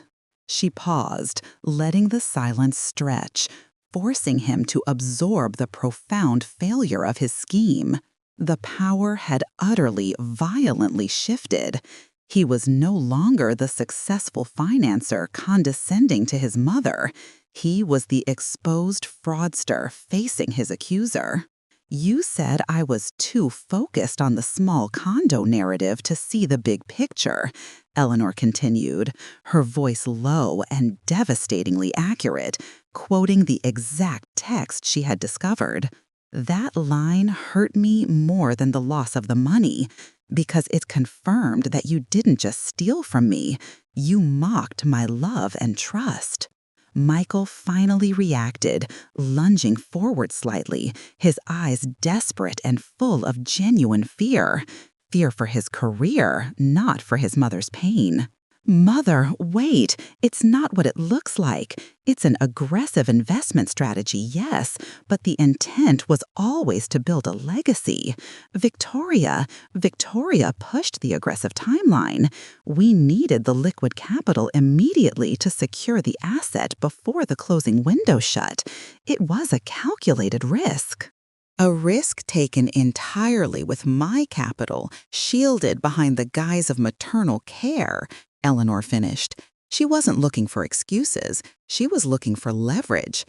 The fact remains, Michael, you and Victoria plan to use my inheritance, my husband's life savings, the stability he secured for me, as the collateral for your professional ambition, while simultaneously ensuring I was dependent on a minuscule stipend.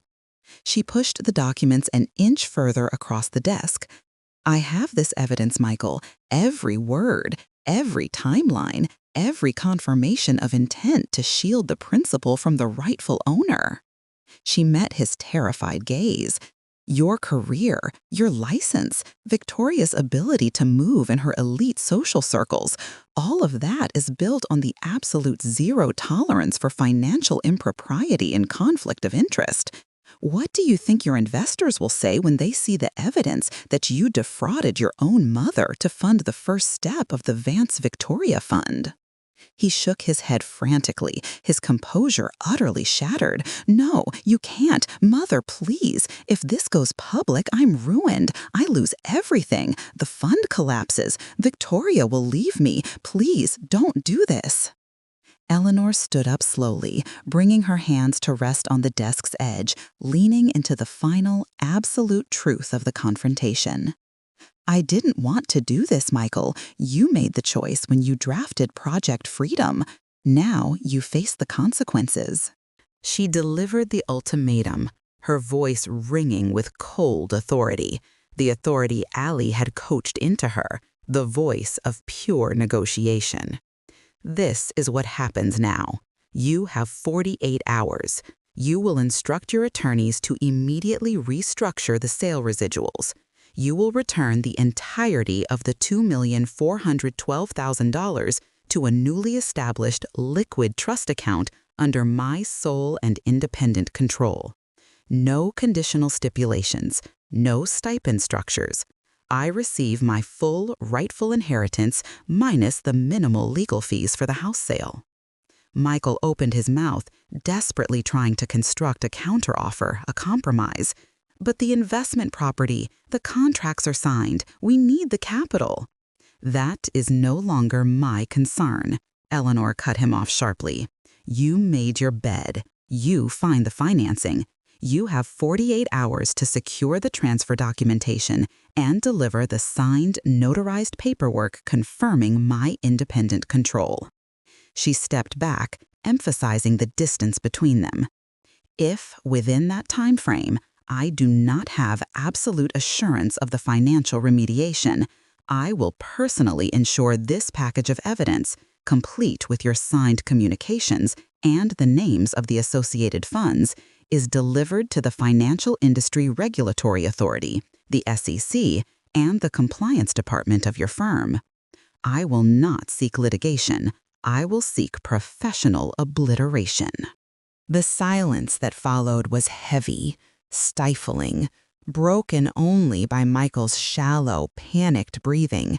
He looked utterly broken, trapped, not by his mother's anger, but by the devastatingly cold logic of professional consequence. He was facing an existential risk he had never factored into his calculations. I thought my son loved me, Eleanor whispered, the one moment of genuine sorrow breaking through her armor. But you didn't, did you? You just needed me to be silent collateral. Now you will find out the cost of that assumption. Michael Vance, the high-flying hedge fund analyst, was reduced to a frightened boy trapped in the expensive suit of a ruined man. He reached out a trembling hand toward the documents, his fingers grazing the paper. I'll call the lawyers, he choked out, defeat washing over him in sickening waves. I'll fix it. You will fix it entirely, Michael, and when you do, we will no longer have anything to discuss. Eleanor stood her ground, watching him gather his scattered composure, his shattered pride, and his profound, agonizing terror. He stumbled out of the room moments later, leaving behind only the residue of fear and the heavy truth that the war was not yet won, but the decisive battle had just secured her victory. Michael Vance didn't drive the Porsche home. He couldn't trust his hands on the wheel, the tremor that had started in Eleanor's presence now running a cold current through his entire body. He called an executive car service, sinking into the leather anonymity of the back seat, staring out at the blurred city lights that represented the precise, gleaming ambition that was now balanced on the sharp edge of total collapse. He ascended to the penthouse suite, not with his usual confident stride, but with the hunched, defeated shuffle of a man who knew he was walking into the second, more dangerous confrontation of the evening. The air inside the apartment, usually so perfectly controlled by Victoria's aesthetic choices, felt immediately suffocating. It smelled of expensive candles and fresh-cut lilies, a scent of curated perfection that suddenly felt like the nauseating perfume of his ruined life. Victoria was in the open-plan living room, impeccably dressed in charcoal silk, reviewing floor plans for the Hamptons property on a large monitor. She looked up, her expression shifting from focused concentration to annoyance when she saw Michael's face. "You look like you've been caught insider trading, darling," she commented, her tone light, brittle. "What did the old bat want? Did you finally tie up the residual paperwork? I want those funds liquid by end of day tomorrow. The builder on the Southampton deal is breathing down the firm's neck." Michael didn't respond. He walked directly to the granite countertop bar, grabbed a crystal tumbler, and poured himself 2 fingers of scotch, drinking it in one violent, gasping swallow. "Michael, what is going on?"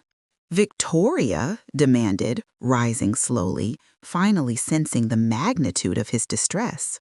Her voice lost its playful edge, sharpening into the controlled interrogation she reserved for subordinates who failed to meet targets. He slammed the tumbler down, the sharp noise echoing in the pristine silence. "It's over, Victoria. She knows everything." He didn't need to elaborate. Victoria's perfect composure cracked instantly. Her eyes, usually cold and calculating, widened with genuine panic. But it was panic rooted in material loss, not emotional trauma. "Knows what exactly? Did you talk too much? I told you to keep the conversation clinical. Did she threaten litigation over the stipend?"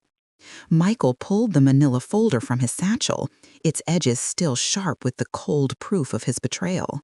He didn't open it. He simply held it up like a damning testament. "She knows about Project Freedom. She knows the precise figure of the principal, down to the last dollar. She has emails, Victoria. She has the communication threads outlining how we designed the trust to ensure her dependency while we aggregated the capital for the Southampton acquisition." Victoria walked toward him, her hand outstretched, moving as if to pluck the folder from his grip. "That's impossible. My system is encrypted. We only used burner emails for the truly sensitive aspects of the planning. Who told her? Did that awful alley woman find something?" "It doesn't matter how she found it," Michael roared, finally shattering the expensive illusion of calm in the apartment. "It matters that she has it. She didn't come to beg, Vic. She came to issue an ultimatum. 48 hours or she files the evidence with FINRA. She goes to the SEC. She is going to personally ensure my professional obliteration."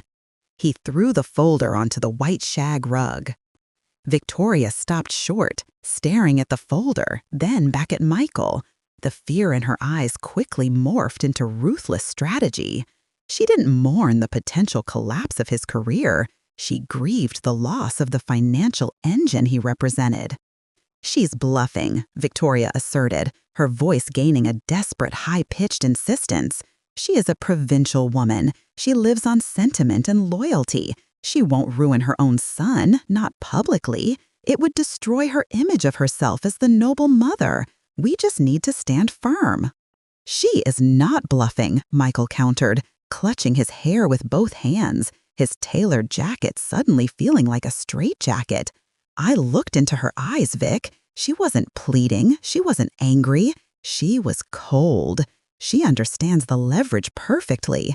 Allie, the lawyer, she coached her. Mother wants the full $2.4 million back, liquidated in an independent account under her sole control. No conditions, no stipend, full immediate repatriation."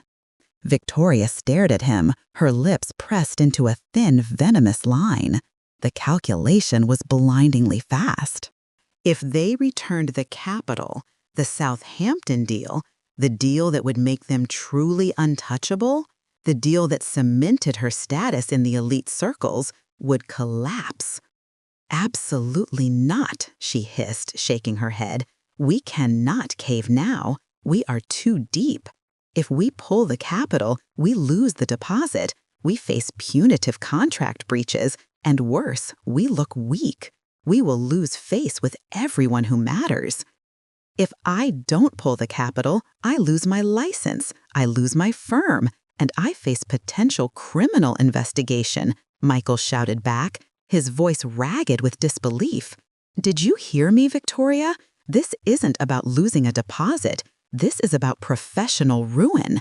We risked my entire career, my future, on a timeline you insisted on, just so we could get this asset faster." Victoria stepped closer, switching abruptly to her most dangerous mode of manipulation, feigned unity and wounded partnership.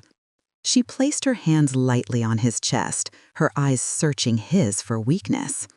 "We are a team, Michael.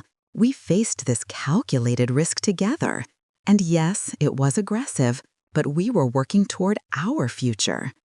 Eleanor is an obstacle, darling. She always has been, clinging to the past, forcing us to maintain this charade of filial devotion.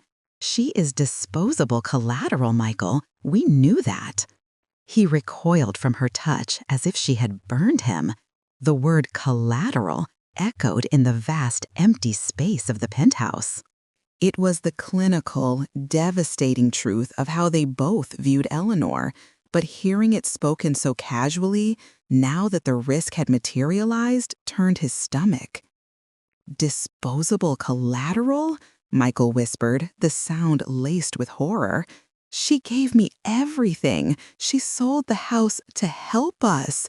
And we responded by trying to legally cage her, ensuring she couldn't even afford the small apartment we promised her? And look at what she did. She betrayed us," Victoria cried, pointing toward the folder on the rug. "She chose money over her own son. We need to fight this, Michael. We hire the best litigation team. We frame it as undue influence by a third party. We drag this through the courts for 5 years. She will run out of emotional capital before we run out of legal options." He stared at her, truly seeing her for the first time since Eleanor's confrontation. He saw no fear for his reputation, only frustration that her grand design was being interrupted. He saw no love, only the strategic coldness of a woman calculating her exit strategy. "If I stand firm, I am ruined in 48 hours, Michael stated flatly. "The Ferna compliance team will move instantly. My partners will sever ties immediately to mitigate their own risk. And then what, Victoria? We have a failed investment and a disgraced fiancé. What happens to your social standing when your partner is radioactive?" Victoria's mask dropped completely. Her mouth tightened into a grimace of pure contempt. "If you let your mother's guilt trip destroy everything we built, Michael, then you were never the man I thought you were. You let sentimentality override survival. If you cave to her demands, if you release that capital and tank the Southampton deal, then you have nothing left to offer me. and I will not be tethered to a failure. The pronouncement hung in the air, the ultimate exposure. She wasn't threatening to fight with him.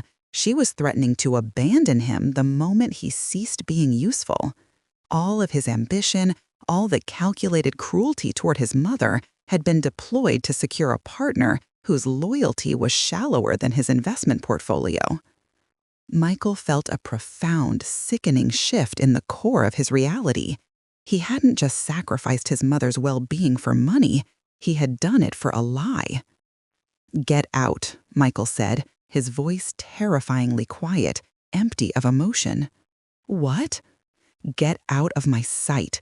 Get out of this apartment. Get your lawyers to start finding a new asset manager, because I will not sacrifice my entire professional life to save your vanity project."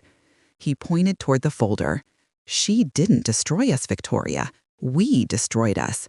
You just ensured there is nothing left to salvage except damage control." The ensuing fight was short and vicious, devoid of tears or genuine pain, rooted only in property and future earnings. Victoria, realizing Michael was truly lost to her agenda, began gathering her most valuable items, jewelry, documents, her movements efficient, betraying no sorrow, only speed. By midnight, she was gone, leaving behind only the chilling emptiness of the vast, silent apartment, illuminated by the harsh glow of the monitor, still displaying the floor plans for the Hamptons property.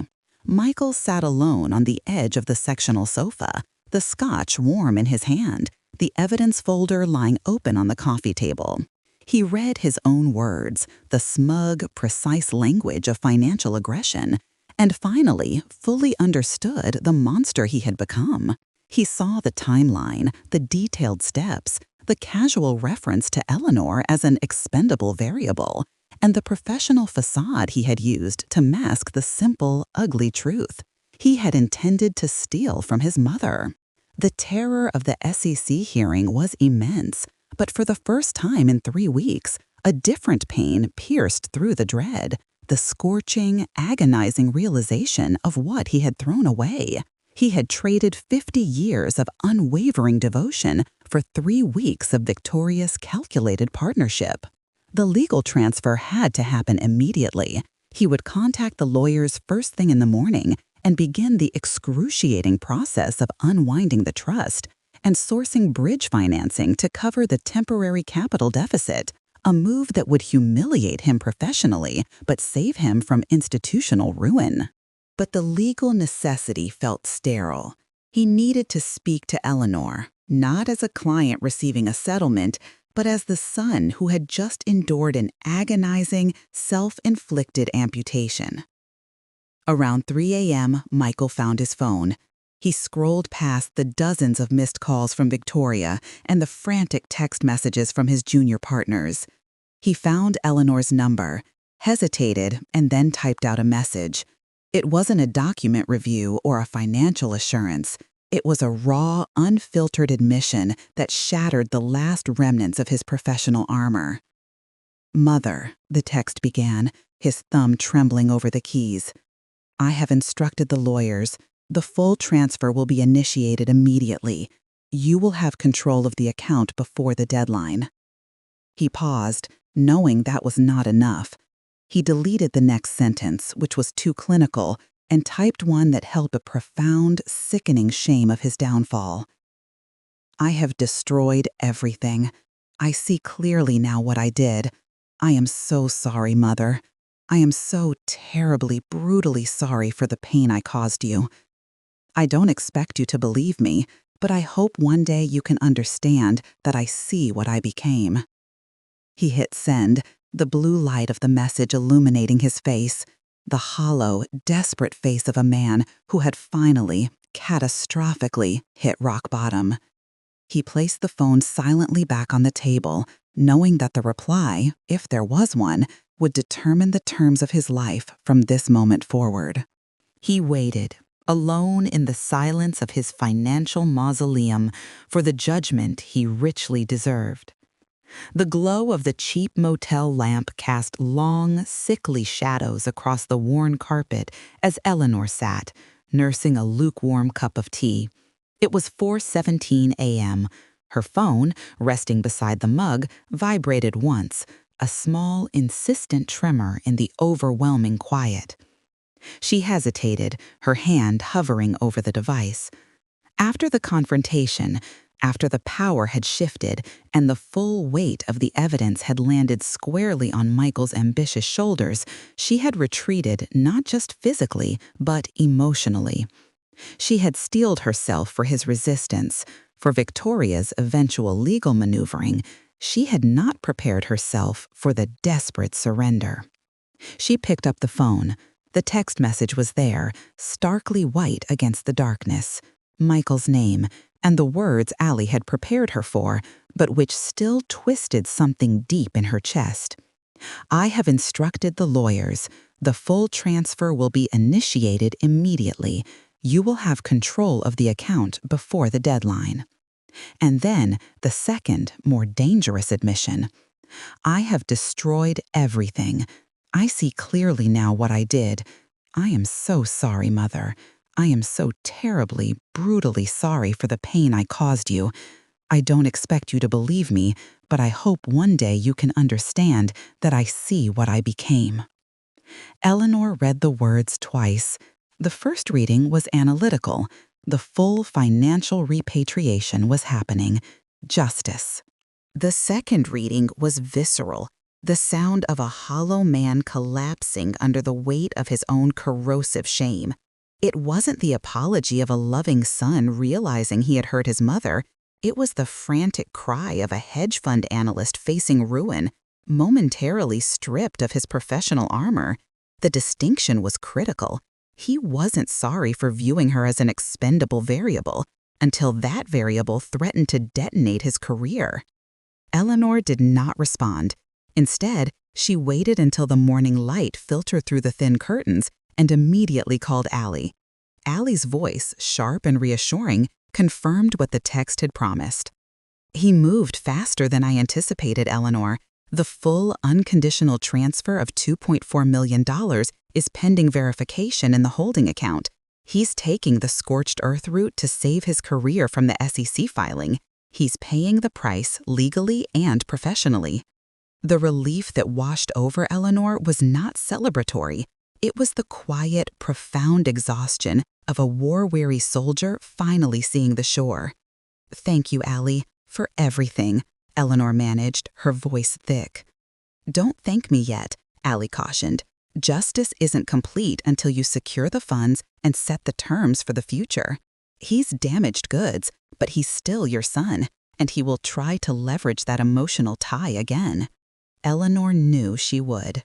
All day, her phone remained silent, save for the deluge of legal notifications documenting the frantic unwinding of the trust and the successful settlement transfer.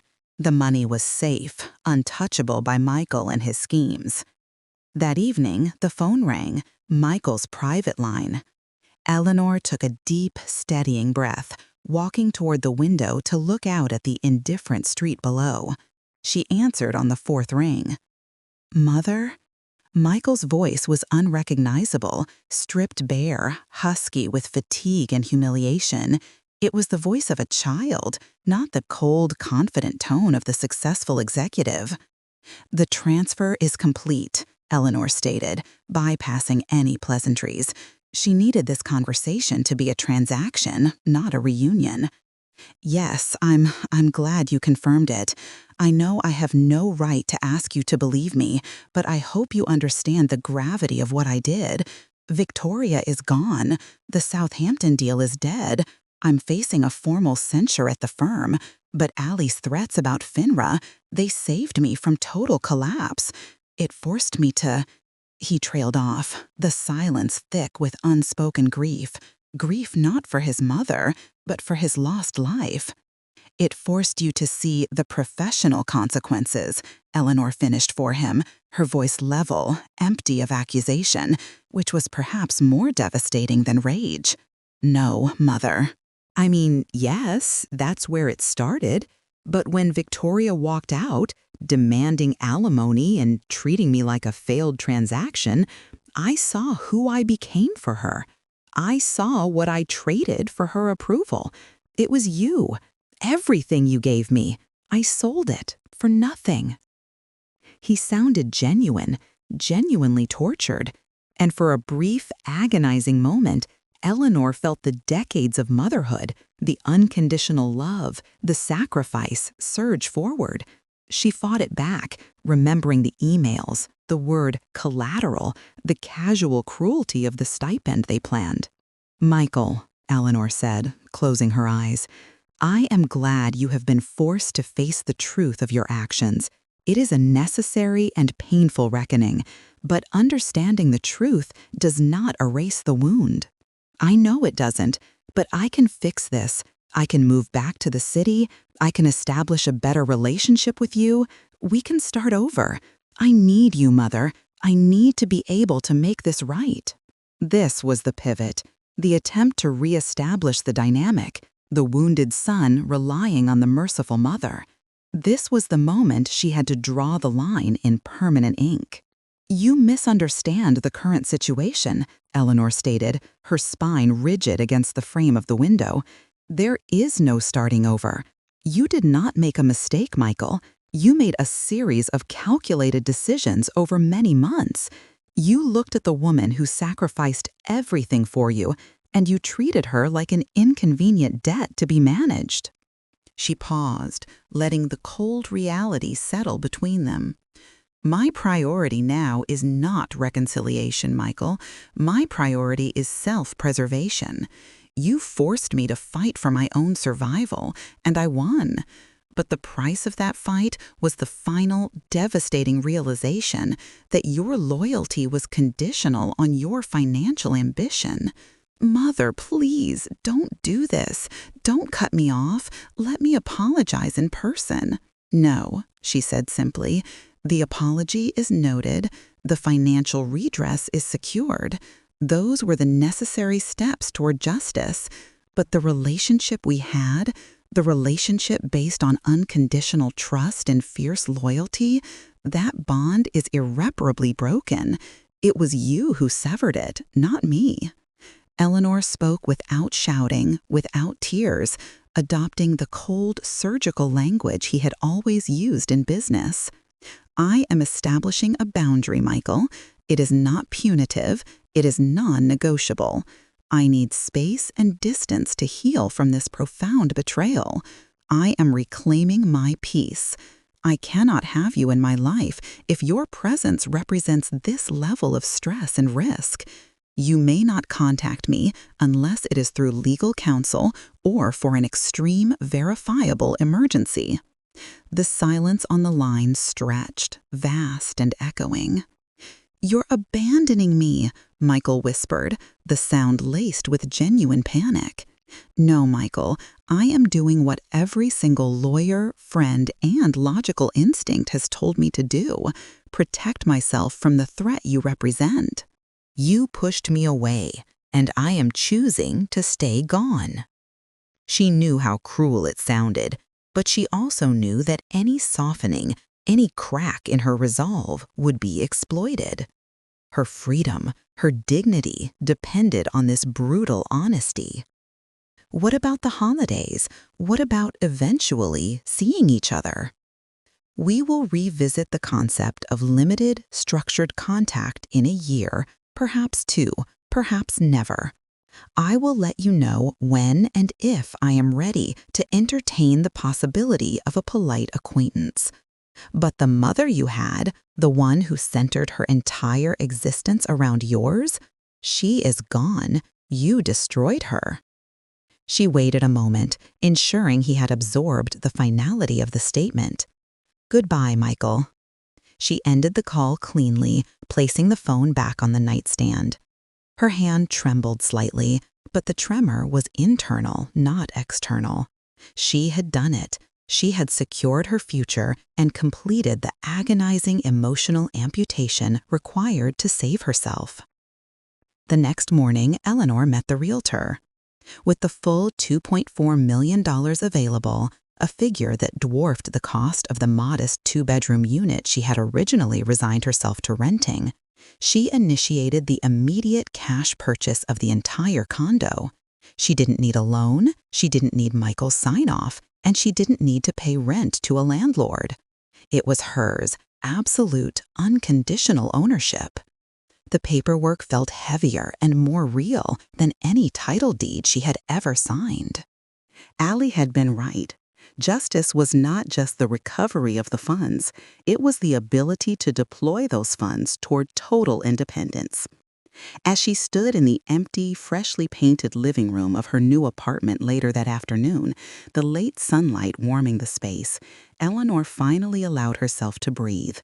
She was standing in a modest space, yes, but it felt impossibly large. It was a monument to her resilience. The loss of Michael, the son she thought she knew, was a fresh and bleeding wound. But looking around the quiet sanctuary she had earned, not begged for, she realized she had traded a gilded cage for a foundation of solid ground. She was not disposable. She was not collateral. She was Eleanor Vance, and she was finally free.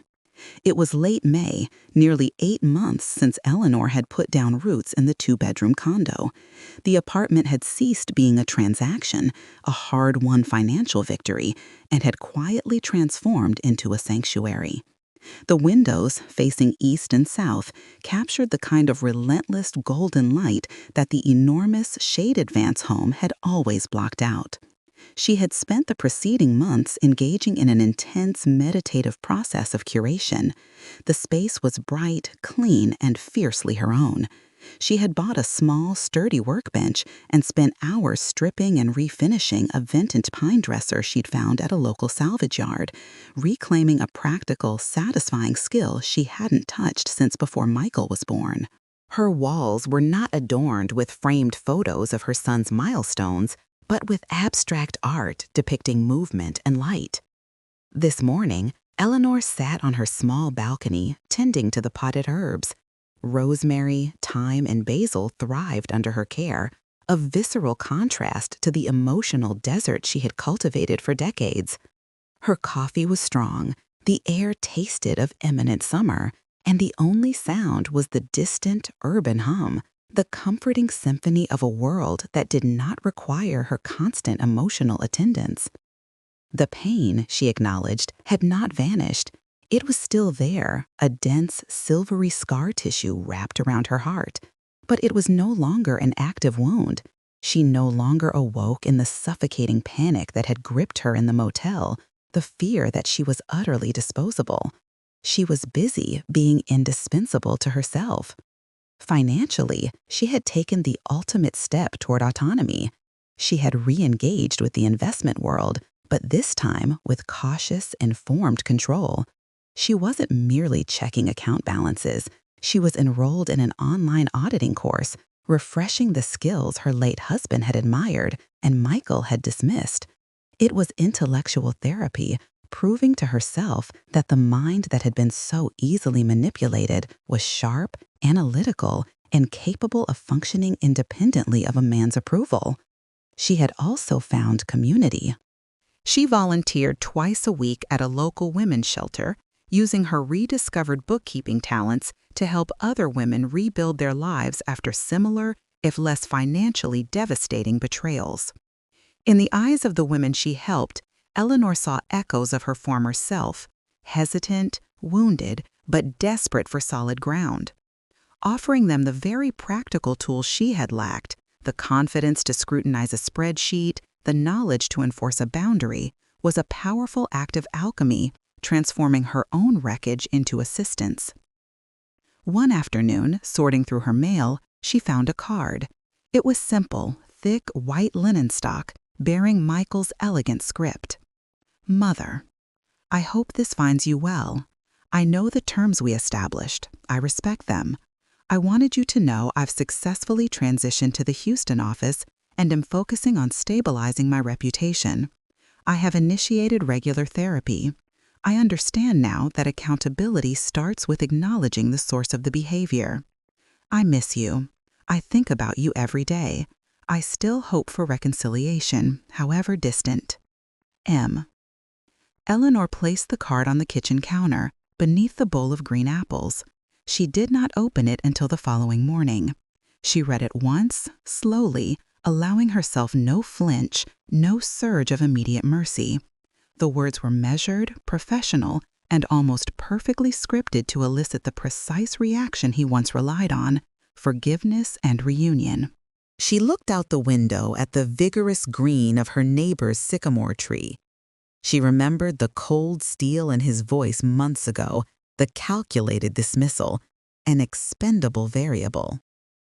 Michael's newfound accountability was driven by professional necessity and the harsh reality of Victoria's self-serving exit.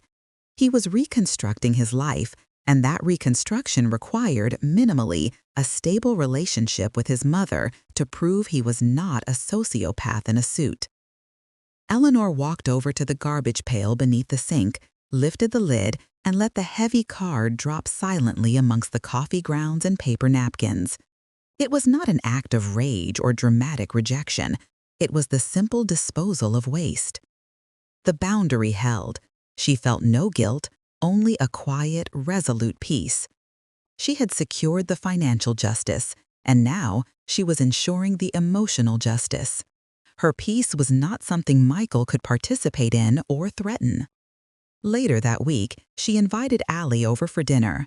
They ate pasta on the balcony, watching the sunset paint the urban sky in hues of violent orange and soft lavender. "You look lighter, Eleanor," Allie observed, swirling the wine in her glass. "I mean that physically, like you shed 100 pounds of invisible weight." Eleanor smiled, a genuine, unforced expression that settled comfortably around her eyes. "I shed a relationship, Allie. A relationship based on the expectation that I remain small and compliant so others could feel large and important. That kind of loyalty is corrosive. It wasn't love. It was annihilation by slow burn." "And Michael?" Eleanor lifted her shoulders in a slight, dismissive shrug. "He is finding his way, presumably, but his path is no longer linked to mine. I mourn the son I thought I had, every day. That is the necessary price of admission to this new life. But I no longer mourn the life I lost by walking away from him." She paused, looking out over the cityscape, the lights beginning to twinkle into existence below. "I spent 50 years convinced that my worth was derived from my utility to my family, that my love meant sacrifice until there was nothing left of me. When Michael said that awful thing right before Victoria walked in, when he reduced me to a logistical problem, he did me a favor.